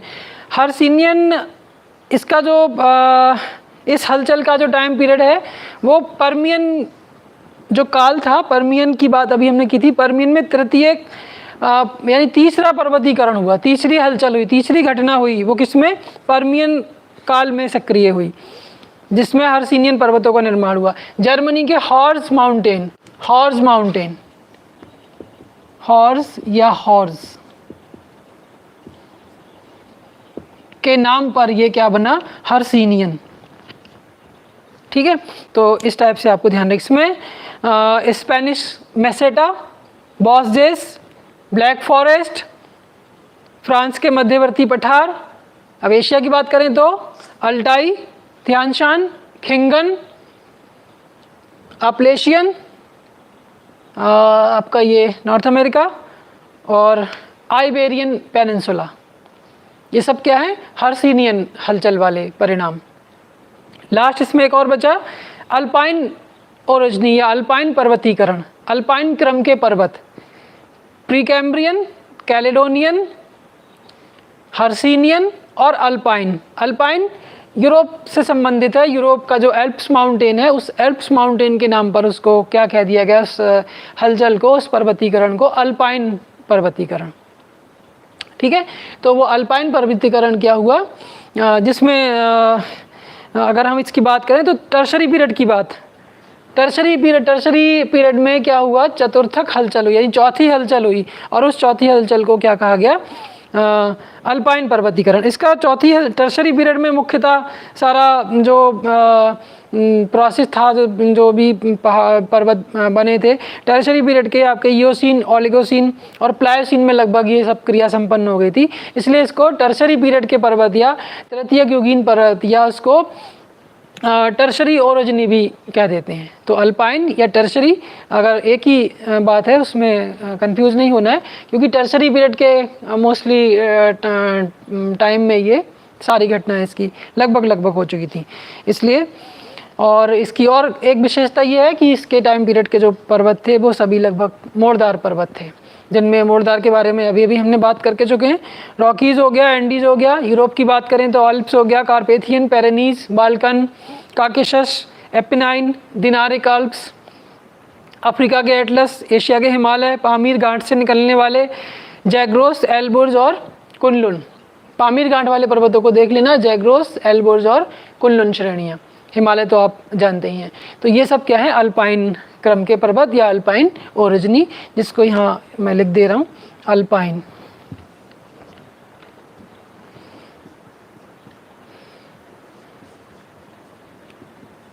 Alpine ओरिजिनी, ठीक है। तो इस तरह से ये पर्वतों का एक जो क्लासिफिकेशन था वो कंप्लीट हुआ। ये मुझे लगता है कि 60% तो आपको याद हो गया होगा अभी, अगर आपने ध्यान से सुना होगा। अब बस आपको इतना करना है कि मैप लेकर, एटलस लेकर और ये सारी लोकेशन आप ढूंढ लें, आधार बना लें कि वे एक निर्माण प्रक्रिया के आधार पर और एक पर्वत निर्माणकारी घटना के आधार पर। पर्वत निर्माणकारी घटना भी अपने आप में इंटरेस्टिंग है, जिसको आप पढ़ेंगे तो आपका पूरा जियोलॉजिकल हिस्ट्री रिवाइज हो जाएगा। और माउंटेन वाला सिस्टम आप जो उत्पत्ति वाला पढ़ेंगे तो उस उत्पत्ति वाले में आपका एंडोजेनेटिक और एक्सोजेनेटिक फोर्स का जितना भी डिवीजन है वो सारा क्लियर हो जाएगा। तो रिवीजन हो रहा है जियोमॉर्फोलॉजी का। देखिए, मैंने आगे स्टार्टिंग में कहा था कि आज हम जो पढ़ने वाले हैं उससे आपका बहुत सारा रिवीजन होगा, बहुत सारा आपका जीएस कवर होगा और आपको इंटरेस्ट भी बहुत आएगा। और हम रीजनल स्टडी भी कर रहे हैं, तो कितनी सारी चीज़ें आज एक साथ क्लास में चल रही हैं। इसलिए पूरे कंसंट्रेशन के साथ आप क्लास में बैठा करें, सुना करें, समझा करें। और ऐसा नहीं है कि आपकी समझ में कुछ नहीं आएगा, ज़रूर कुछ ना कुछ आएगा। हर चीज़ को कुछ ना कुछ फ़ायदा सुनने से अवश्य आपको मिलता है। अगला हमारे पास जो दूसरा सेकेंड ऑर्डर रिलीफ होता है वो प्लेट्यू होता है, पठार होता है। पठार और पहाड़ में एक अंतर ये है, एक तो ऊंचाई का अंतर भी होता है। दूसरा ये है कि हमने जो पहाड़ की परिभाषा पढ़ी थी उसमें हमने कहा था कि इसका जो शिखर है वो संकीर्ण होता है, लेकिन पठार में वो शिखर है वो सपाट होता है, प्लेन होता है, फ्लैट होता है, ये है। और उसका कोई भी एक ढाल अपने पास वाले जो स्थलाकृतियाँ हैं उनके साथ थोड़ा सा अधिक ऊंचा या खड़ा ढाल होगा। ये पठार के लिए आप दो शब्द की परिभाषा कह सकते हैं कि क्या होगा। एक तो उसका जो शीर्ष है, जो शिखर है वो सपाट होगा, समतल होगा, फ्लैट होगा, और उसका कोई भी एक ढाल उसके समीपवर्ती क्षेत्र के अपेक्षा कुछ खड़ा या ऊंचा होगा। ये पठार के लिए हम कह सकते हैं। और ये द्वितीय क्रम के उच्चावच होते हैं, इसको अलग से कहने की कोई आवश्यकता है नहीं। सेकंड ऑर्डर रिलीफ है, सेकंड ऑर्डर रिलीफ की बात ही हम कर रहे हैं। स्ट्रक्चरल लैंडफॉर्म्स भी हम इनको कह देते हैं। तो आज इनको पढ़ाने का उद्देश्य यही है कि ये आपके सिलेबस में है ही सारा, इसमें आपको वर्ड में इनकी कहाँ लोकेशन क्या है वो चीज़ें भी क्लियर हो जाएं, फॉर्मेशन कैसे हो रहा है वो चीज़ें भी क्लियर हो जाएं। तो इनका भी हम अगर बात करें इनके वर्गीकरण की, प्लेट्यू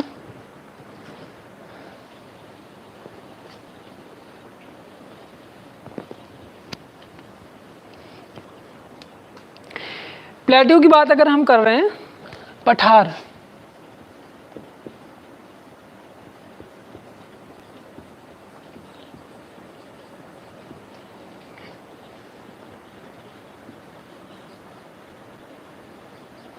प्लेट्यू की बात अगर हम लोग कर रहे हैं तो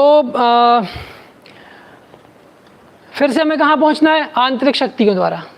पृथ्वी पर आपको मैं पहले भी कह चुका हूँ इस बारे में कि जो हमारी सेकंड ऑर्डर रिलीफ हैं वो सारे के सारे second order relief first order relief पर आंतरिक क्रियाओं के परिणाम स्वरूप उत्पन्न होते हैं।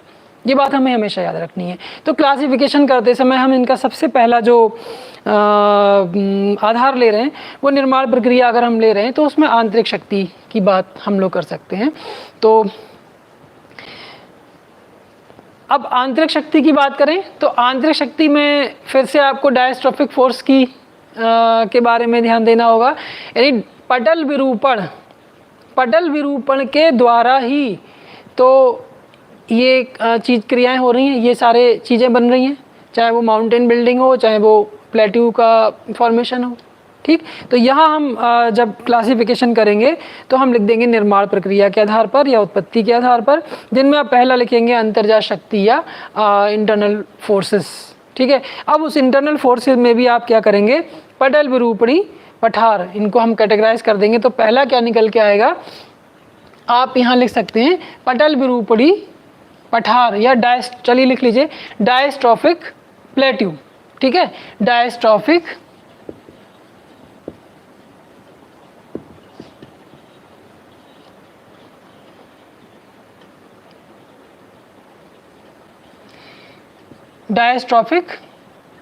प्लेट्यू। ठीक, डायस्ट्रोफिक प्लेट्यू कैसे बन रहा है, स्थल खंड के उभार के कारण। उभार अधिक ऊंचाई तक हो जाए तो डोम माउंटेन बन जाता है, और कम रहेगा तो क्या बन जाता है, एक पठार यानी अपलिफ्टमेंट, उत्थान हो रहा है स्थल खंड का आंतरिक शक्तियों के द्वारा, डायस्ट्रोफिक फोर्स लग रहा है। तो इसको हम पटल विरूपण पठार बोल देंगे, डायस्ट्रोफिक प्लेट्यू बोल देंगे। तो जिसका उदाहरण अगर आप बात करें तो तिब्बत का पठार, पैटागोनिया का पठार और दक्षिण भारत का पठार, पेनिनसुलर प्लेट्यू ऑफ इंडिया, ये सब क्या हैं, डायस्ट्रोफिक प्लेट्यू के एग्जाम्पल हैं। अब इनमें भौगोलिक स्थिति की बात अगर हम करें तो भौगोलिक स्थिति के अनुसार कई सारे पठार बन जाते हैं, जिनमें हम एक बोल देते हैं अंतर पर्वतीय पठार।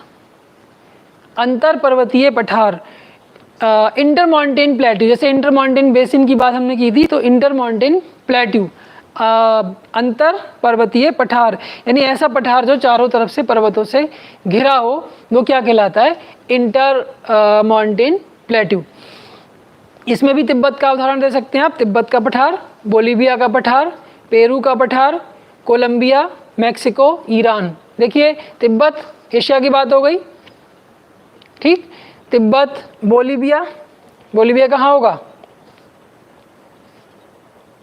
ढूंढ सकते हैं, चलिए मैं इसमें कुछ नहीं बताऊंगा आपको। Tibet, Bolivia, Peru, Colombia, Mexico और ईरान, इसमें लगभग सभी कॉन्टिनेंट, ऑस्ट्रेलिया को और उसको छोड़कर लगभग सभी कॉन्टिनेंट की बात हो गई। यहाँ की बात भी हो गई, यहाँ की और यहाँ की। ठीक है, कौन से पठार के एग्जाम्पल हैं, अंतर पर्वतीय पठार यानी इंटर माउंटेन प्लेट्यू, जिसमें Tibet, Bolivia, Peru, Colombia, Mexico, ठीक है, और ईरान का पठार। नेक्स्ट इसमें दूसरा आता है महाद्वीपीय पठार, कॉन्टिनेंटल प्लेट्यू। ये काफ़ी विस्तृत तथा अति प्राचीन पठार, यानी जो गोंडवाना और अंगारालैंड की बात की थी हमने, उस टाइम वाले पठार या वो शील्ड या जो रिजिड मास या दृढ़ भूखंड की बात की थी, वहाँ से इसको जोड़ा जा रहा है। महाद्वीपीय पठार मीन्स कॉन्टिनेंटल प्लेटू, ये काफ़ी विस्तृत अति प्राचीन पठार है, इन्हें शील्ड कहते हैं। जैसे आपने देखा होगा बहुत सारी बुक पढ़ते समय शील्ड, कहीं कैनेडियन शील्ड मिला होगा, कहीं लॉरेंशियन शील्ड मिला होगा, कहीं गोंडवाना शील्ड मिला होगा, इस टाइप से नाम आपको मिले होंगे शील्ड। तो वो क्या है, अति प्राचीन पठार जिनको रिजिड मास। जैसे लॉरेशिया की बात करें तो कनाडा और ग्रीनलैंड की स्पेशली बात हम लोग करेंगे। बाल्टिक बाल्टिक का मतलब देखिए, अभी उस दिन बात कर रहे थे हम लोग बाल्कन का मतलब यहाँ, और बाल्टिक का मतलब ये बाल्टिक सागर, इसके आसपास की बात। ठीक, तो ये चीज़ें आपको ध्यान रखनी है। बाल्कन है, बाल्टिक है। तो बाल्टिक की अगर बात करेंगे तो बाल्टिक में क्या आएगा, बाल्टिक में आपका फिनो स्कैंडिनेविया, अभी आपको बताया कि फिनलैंड को भी उसमें जोड़ दिया, स्वीडन और नॉर्वे में, तो फिनो स्कैंडिनेविया और स्कैंडिनेविया में आपके ये वाला भाग अभी मैंने मार्क किया था। साइबेरिया, चीन में मंचूरिया, ठीक है, साइबेरिया सब जानते हैं, चाइना का मंचूरिया। दक्षिण भारत का पठार ब्राज़ील, ऑस्ट्रेलिया, अंटार्कटिका, ये सारे जो भी यहाँ पर स्थित पठार हैं वो किस में आते हैं, आपके महाद्वीपीय पठार या कॉन्टिनेंटल प्लेटू, यानी रिजिड मास। जहाँ जहाँ भी रिजिड मास आपको दिखाया गया, शील्ड दिखाए गए हैं, वो सारे के सारे क्या हैं, कॉन्टिनेंटल प्लेटू या महाद्वीपीय पठार। अगला आता है पर्वत पदीय पठार, पीडमोंट प्लेटू। पर्वत पदीय पठार, ऐसा स्थान जो पर्वत के फुट हिल में हो, यानी पर्वत का जब पर्वत खत्म होकर जब दूसरी स्थलाकृति शुरू हो रही है तो वो पठार भी हो सकती है, मैदान भी हो सकती है, तो वो उसको हम क्या बोल देते हैं, पीडमोंट या पर्वत पदीय पठार। ये कैसे होते हैं, ये पर्वत से सटे हुए लंबी उच्च भूमि के रूप में फैले हुए होते हैं। जिसके एग्जाम्पल की बात अगर हम करें तो आप देखेंगे दक्षिण अमेरिका का पैटागोनिया और संयुक्त राज्य का पीडमोंट पठार। ठीक, अच्छा, उसके अलावा अगला जो है वो ज्वालामुखी पठार।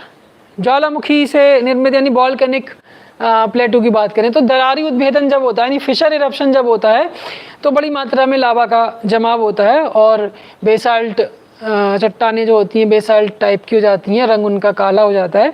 तो वो सब किस कैटेगरी में, उससे जो पठार का निर्माण होता है, वो जब आपको ज्वालामुखी स्थलाकृतियाँ पढ़ाई थी तो आपको लावा पठार पढ़ाया था, याद होगा, लावा पठार, लावा मैदान, ऐसी स्थलाकृतियाँ बताई थी। तो उन्हीं में से ये आज हम ज्वालामुखी पठार की बात कर रहे हैं, तो उसको लावा पठार भी कह देते हैं, वॉल्केनिक प्लेटू या लावा प्लेटू भी कह देते हैं। तो दक्कन का पठार, इससे अच्छा एग्जाम्पल क्या मिलेगा, भारत में, दक्षिण भारत में आपने देखा कि दक्कन का पठार जो है वो लावा पठार का एग्जाम्पल है और दरारी उद्गार से बना हुआ है। तो लावा पठार, कोलंबिया का पठार, कोलंबिया अभी हमने बात की थी, तो मैं बता ही दे रहा हूँ। चलिए, कोलंबिया आपका अमेरिका, कौन सा अमेरिका आपको ढूंढना है, ठीक है। कोलंबिया का पठार, ब्राज़ील, फ्रांस और साइबेरिया, न्यूजीलैंड, दक्षिण अफ्रीका। ठीक, तो यहाँ जो सारे पठार मिल रहे हैं वो आपको ज्वालामुखी के एग्जाम्पल मिल रहे हैं। दूसरा हम क्लासिफिकेशन अगर करते हैं तो बहिर्जात शक्तियों द्वारा, पहला आपने क्या लिखा, आंतरिक शक्तियों द्वारा पठार का निर्माण। तो आंतरिक शक्तियों द्वारा पठार का निर्माण हो रहा है तो पटल विरूपणी में आपने देखा, पटल विरूपणी पठार वो कौन सा हो रहा है। फिर जो भौगोलिक स्थिति के आधार पे हमने देखा उनमें। अब अगर हम बात करें तो बहिर्जात शक्तियों की बात करते हैं तो हिमानी से निर्मित पठार। अब देखिए, हिमानी है या नदी है या वायु, इन सारी जो अपर्दन के कारक हैं इनको हम लोग पढ़ चुके हैं, अभी जब रिसेंटली पढ़ा है, तो आपको समझ में आ रहा होगा कि हिमानी के अपर्दन से मैदानों का निर्माण भी होता है, पठारों का निर्माण भी होता है। ठीक है, तो मैदान, पठार, ये सारी चीज़ें हिमानी और नदी, पवन, इन सब से बन रही हैं। तो यहाँ पे हम बहिर्जात शक्तियों को जब आधार मान रहे हैं तो बहिर्जात शक्तियों में यानी जो एक्सोजेनेटिक जो कारक हैं या फैक्टर्स हैं, ठीक है, उनसे जब पठार का निर्माण हो रहा है तो हम इससे देख सकते हैं कि हिमानी द्वारा बन रहा है तो हिमानी अपर्दन से बन रहा है, जिसमें आपका अंटार्कटिका, ग्रीनलैंड, गढ़वाल का पठार, ठीक है, गढ़वाल का पठार कहाँ, भारत में मिलेगा आपको, उत्तराखंड में। कनाडा का क्यूबेक प्लेट्यू, कनाडा का क्यूबेक प्लेट्यू, क्यूबेक प्रांत भी है वहाँ पर एक। जर्मनी का, प्रशिया का पठार, ये इसका निक्षेपण का उदाहरण है। देखिए अब हिमानी अपर्दन के पठारों की हम बात कर रहे हैं तो आपको मिल रहा है अंटार्कटिका, ग्रीनलैंड, गढ़वाल का पठार और कनाडा का क्यूबेक पठार। और अगर हम निक्षेपण से बने पठारों की बात कर रहे हैं हिमानी द्वारा, तो आपको मिल रहा है जर्मनी का प्रशिया का पठार। कश्मीर में मर्ग नाम आपने सुना होगा, गुलमर्ग, तो मर्ग उसका एक प्रकार है, गुलमर्ग उसका एक पर्टिकुलर प्लेस का नेम है। तो इनकी रचना जो हुई है वो हिमोड़ों से हुई है। मोरेंस के बारे में कल परसों आपने पढ़ा था कि मोटे मोटे बोल्डर टूटकर जमा होते रहते हैं, तो उनसे रचना हो जाती है, निर्माण हो जाता है, निक्षेपण हो जाता है, तो उससे बनने वाले जो पठार हैं उसको मर्ग यहाँ कहा गया, हिमानीकृत पठार कहा गया। कश्मीर में स्पेशली उनको मर्ग कहा जाता है। इसी तरह से जल द्वारा निर्मित, तो जल द्वारा निर्मित की बात अगर करेंगे तो इसमें नदी की बात होगी। नदियाँ क्या करती हैं, अपने रास्ते में अपर्दन और निक्षेपण दोनों की क्रियाएं करती चलती हैं, और जो भी चीज़ें मिलती हैं उनमें जमाव भी कर रही हैं, कटाव भी कर रही हैं। तो उसके फलस्वरूप क्या होगा कि कुछ भाग भू संचलन द्वारा, कुछ भाग ऊपर उठकर पठार में परिवर्तित हो जाता है, तो वो जल द्वारा निर्मित पठार। जैसे भारत में विंध्यन, चेरापूंजी, मैसूर, रांची और बर्मा में या म्यांमार में शान का पठार। जैसे भारत में बात करें तो विंध्यन पठार, चेरापूंजी का पठार, मैसूर का पठार, रांची का पठार, ये सब कैसे हैं, जल द्वारा निर्मित पठारों के उदाहरण हैं। और म्यांमार में शान का पठार, बर्मा या म्यांमार। अगला पवन द्वारा बात करें तो पवन द्वारा भी इस प्रकार की स्थलाकृति या पठार का निर्माण हो जाता है। जैसे आपका चीन का लोयस का पठार और पाकिस्तान का पोटबार बेसिन या पोटबार का पठार। तो ये कुछ एग्जाम्पल पवन के और जल और हिमानी द्वारा भी हैं। तो इस तरह से पठारों को आंतरिक शक्तियों द्वारा और बाह्य शक्तियों द्वारा बना हुआ हम मानते हैं, निर्माण प्रक्रिया के आधार पर मानते हैं। तो आंतरिक शक्तियों द्वारा मान लेते हैं और बाह्य शक्ति द्वारा, तो उनमें हम इस तरह के पठार हमें विश्व में देखने को मिलते हैं। उसके अलावा आकृति के अनुसार अगर हम पठारों को का वर्गीकरण करेंगे तो भी हमारे पास 3-4 एग्जाम्पल मिलेंगे आकृति के अनुसार, यानी संरचना उसकी किस प्रकार की है। उस संरचना में सबसे पहले हम गुंबदाकार या डोम प्लेट्यू भी कह देंगे, डोम प्लेट्यू कह देंगे, गुंबदाकार पठार कह देंगे, जिनमें छोटा नागपुर का पठार। ये कुछ चीज़ें आपको थोड़ा सा याद करनी पड़ेंगी। जैसे गुंबदाकार पठार की बात अगर करें तो वो छोटा नागपुर का पठार भारत में होगा। विच्छेदित या डिसेक्टेड, विच्छेदित पठार या डिसेक्टेड, तो आप देखिए प्रायद्वीपीय पठार भारत का कितना कटाफटा पठार है, नदियों ने कितना अपर्दन उस पर किया है। दक्षिण का पठार या प्रायद्वीपीय पठार जो इंडिया के यानी भारत का प्रायद्वीपीय पठार या पेनिनसुलर प्लेट्यू ऑफ इंडिया की बात जब हम करते हैं तो वो एक डिसेक्टेड या विच्छेदित पठार का सबसे अच्छा उदाहरण है। बहुत ज़्यादा कटाफटा है, बहुत ज़्यादा उसका अपर्दन हो चुका है। अगला है सीढ़ी नुमा, स्टेप लाइक। सीढ़ी नुमा पठार की बात करें तो वो आपको विंध्य और कैमूर का पठार, कैमूर की पहाड़ियाँ भी हैं, कैमूर का पठार भी है, विंध्यन क्षेत्र के पठार की बात कर लेते हैं। सपाट पठार यानी फ्लैट अगर देखें तो तिब्बत का पठार, इससे अच्छा एग्जाम्पल आपको नहीं मिलेगा। और पुनरीभूत यानी दोबारा से बना हुआ, तो उसमें आप कह सकते हैं रांची का पठार और मिसौरी का पठार। मिसौरी रांची तो आप जानते हैं, मिसौरी अमेरिका यानी नॉर्थ अमेरिका, जिसमें मिसिसिपी और मिसौरी दो नदियां हैं जो बहुत बड़ी एक वैली बनाती हैं अपनी, ठीक है, मिसिसिपी और मिसौरी, और इस टाइप से न्यू ऑर्लियन में आके गिर जाती हैं। तो ये इसको क्या बोला, मिसौरी का पठार। तो ये क्या हुआ, अगर हम पठारों की आकृति या उनकी संरचना के अनुसार बात करेंगे तो किस तरह से डिवीज़न हो सकता है। तो पठार में आपने देखा कि पठार में हमने जब क्लासिफिकेशन किया तो हमने आंतरिक शक्तियों द्वारा देखा कि कौन कौन से पठार बन सकते हैं और बाह्य शक्तियों द्वारा देखा कौन कौन से पठार बन सकते हैं। उसके बाद हमने उनकी संरचना या आकृति के अनुसार पठारों का वर्गीकरण किया। ठीक है, कोशिश तो मेरी ये थी कि आज मैं आपको मैदान और झीलें भी करा दूं, लेकिन अब टाइम कम रह गया, तो फिलहाल इतना भी बहुत है। आप इसको पहले माउंटेन का पूरा सिस्टम देखेंगे कि स्ट्रक्चरल लैंडफॉर्म्स होते क्या हैं। सेकंड ऑर्डर रिलीफ की बात हमने आज की थी, आपके सिलेबस में है ये। पठारों के पर्वतों के प्रकार, पठारों के प्रकार, मैदानों के प्रकार और झीलों के प्रकार। तो इसी तरह से मैदान की बात भी अगर हम कर लें तो मैदान में भी आप देखेंगे ये भी सेकंड ऑर्डर रिलीफ होते हैं, और इनमें आप देखिए कि इरोजनल प्लेन्स होते हैं, डिपोजिशनल प्लेन्स होते हैं। ठीक है, इरोजनल प्लेन्स आपको मिलेंगे, डिपोजिशनल प्लेन मिलेंगे। तो इस टाइप से मैदानों का भी वर्गीकरण हो जाएगा। और अभी रिसेंटली आपने सारे जो इरोजनल एजेंट को पढ़ा ही है, तो इरोजनल एजेंट को आप पढ़ के आपने देखा कि नदियाँ भी इरोजनल वर्क करती हैं, हिमानी करती है, पवन करती है और कास्ट यानी चूना करता है। तो नदी से बन जो अपरदनात्मक मैदान या इरोजनल मैदान की बात हम करेंगे तो नदी से बनने वाला भी मैदान अपरदनात्मक मैदान होगा, नदी अपरदन से, हिमानी अपरदन से, पवन अपरदन से और कास्ट से। तो इसी में अगर हम बात करें नदी अपरदन से बनने वाला मैदान तो उसको हम पैनी प्लेन बोलते हैं। जो डेविस की साइकिल आपको एक दिन बताई थी उसमें बताया था कि पैनी प्लेन हम उसको बोल देते हैं। तो जो मिसिसिपी घाटी की अगर हम बात कर लें तो स्पेशली आपको नदी अपरदन से मिलने वाला मैदान है बनने वाला।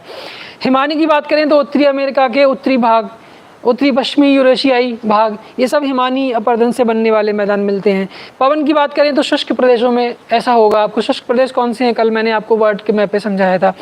दूसरा इसको हम बोल देते हैं पैडी प्लेन, ठीक, ये थोड़ा ध्यान रखिए। कास्ट प्रदेश में देखें तो यूगोस्लाविया के कास्ट प्रदेश, यूगोस्लाविया कल आपको बताया था एड्रियाटिक के आसपास यानी स्लोवेनिया वगैरह, वो सारा आपको वहाँ मिलेगा। फ्लोरिडा और यूकाटन, फ्लोरिडा आपको लोकेशन पता होगी, यूकाटन नहीं पता होगा। यूकाटन ये है नॉर्थ और साउथ अमेरिका को बीच में जोड़ने वाला ये जो एक कॉरिडोर है, यहाँ यूकाटन प्रायद्वीप, यूकाटन पेनिनसुला मिलता है, जिसको हम क्या जिसमें आपको क्या मिल रहा है, ये यूकाटन में मिल रहा है। फ्लोरिडा ये, ठीक है। तो ये यहाँ पर आपको क्या मिल रहा है, अपरदित मैदान देखने को मिल रहे हैं। तो भारत में चित्रकूट, भारत के उत्तर प्रदेश में चित्रकूट में अगर आप देखेंगे तो चित्रकूट में आपको जो कास्ट टोपोग्राफी है वो भी मिलेगी और कास्ट से निर्मित जो अपरदनात्मक मैदान है वो भी मिलता है। अब हम बात कर लेते हैं निक्षेपण वाला यानी डिपोजिशनल प्लेन्स की बात कर लें तो डिपोजिशनल प्लेन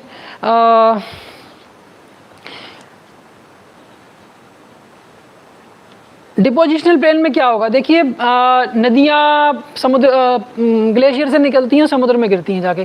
तो पहाड़ों से जैसे ही वो फुट हिल में आती हैं और एक प्लेन सरफेस में प्रवेश करती हैं तब जमाव करना शुरू कर देती हैं। तो नदियों के जमाव से जो बनने वाले मैदान होते हैं उसको जलोढ़ मैदान कह देते हैं।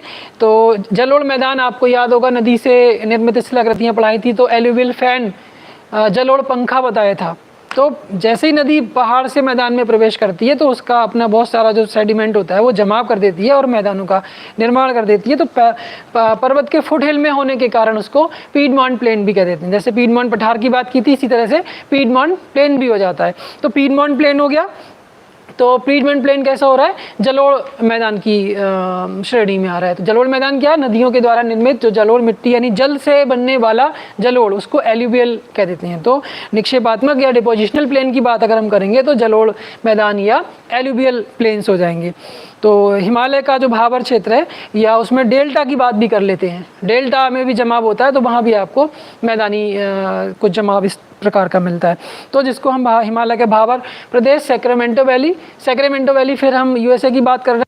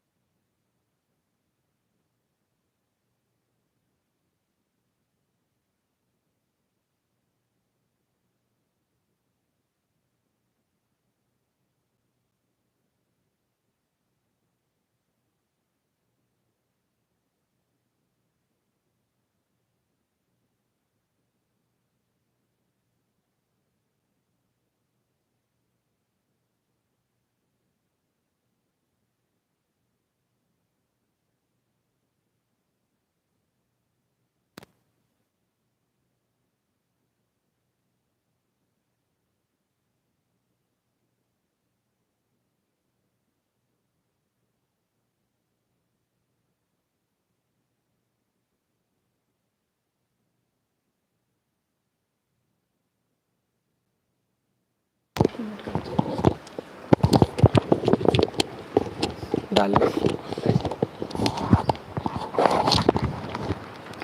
तो टॉन, पेटरनास्टर और पीडमॉन्ट की बात करें तो फिनलैंड में इस टाइप की हिमानीकृत झीलें आपको फिनलैंड में सबसे ज़्यादा मिलेंगी। नदियों के द्वारा बात करें तो प्रपाती झील यानी उनको फॉल लेक भी कह देते हैं, डेल्टाई झील, जो ऑक्सबो लेक भी उसको बोलते हैं, ऑक्सबो लेक नदियों से बनती है यानी गोखुर झील जिनके बारे में हम पढ़ चुके हैं, प्रपाती झील, फॉल लेक, और जिसमें आप गोदावरी की जो डेल्टा उसमें कोलेरू लेक की बात हम करें तो वो डेल्टाई झील का या नदी झील का उदाहरण मिलता है, और नील की माए है। और लास्ट हम बात करें पवन द्वारा तो उसमें बालुका स्तूप झील। भूस्खलन की बात करें तो हिमालय के जो मालपा क्षेत्र के निकट भूस्खलन हुआ उससे झीलें बनी। कहने का मतलब है कि भूस्खलन के द्वारा भूस्खलन एक आंतरिक बल का ही परिणाम होता है, तो भूस्खलन के द्वारा कहीं नदी का मार्ग अवरुद्ध हो रहा है, रास्ते में रुकावट आ रही है तो झीलों का निर्माण हो जाता है। तो इस प्रकार आपने देखा कि जितने भी अपर्दन के कारक हैं उनके द्वारा भी झीलों का निर्माण हो रहा है। तो भूसंचलन के द्वारा निर्माण हो रहा है तो आप अभिनतीय, अपनतीय, भ्रंश और रिफ्ट ये सारी झीलों की बात करेंगे। ज्वालामुखी झील, ज्वालामुखी से बनने वाली झील, क्रेटर झील इसका सबसे अच्छा एग्जाम्पल है, हिमानीकृत झील, नदियों द्वारा बनने वाली झील, और पवन द्वारा बनने वाली झील। ये झीलों के मुख्य क्लासिफिकेशन है वर्ड में। ठीक है, तो आज हम लोगों ने ये सारा स्ट्रक्चरल लैंडफॉर्म्स की बात कर ली, जिनमें आपको बस होमवर्क आपका यही है कि वर्ल्ड के मैप में ये सारी चीज़ें, माउंटेन, प्लेटू, प्लेन और लेक्स, इन सब का जो भी डिटेल मैंने आपको अभी बताया है उस सबको आप ढूंढेंगे और अपना जो टॉपिक है उसको एकदम क्लियर कर लेंगे। ठीक है, फिर भी अगर आपका कोई क्वेश्चन हो, कोई क्वेरी हो तो आप कमेंट में ज़रूर डाल दीजिए, मैं सारे कमेंट्स चेक करता हूँ और उसको आपको आंसर भी देता हूँ। ठीक है, ओके, ऑल द बेस्ट।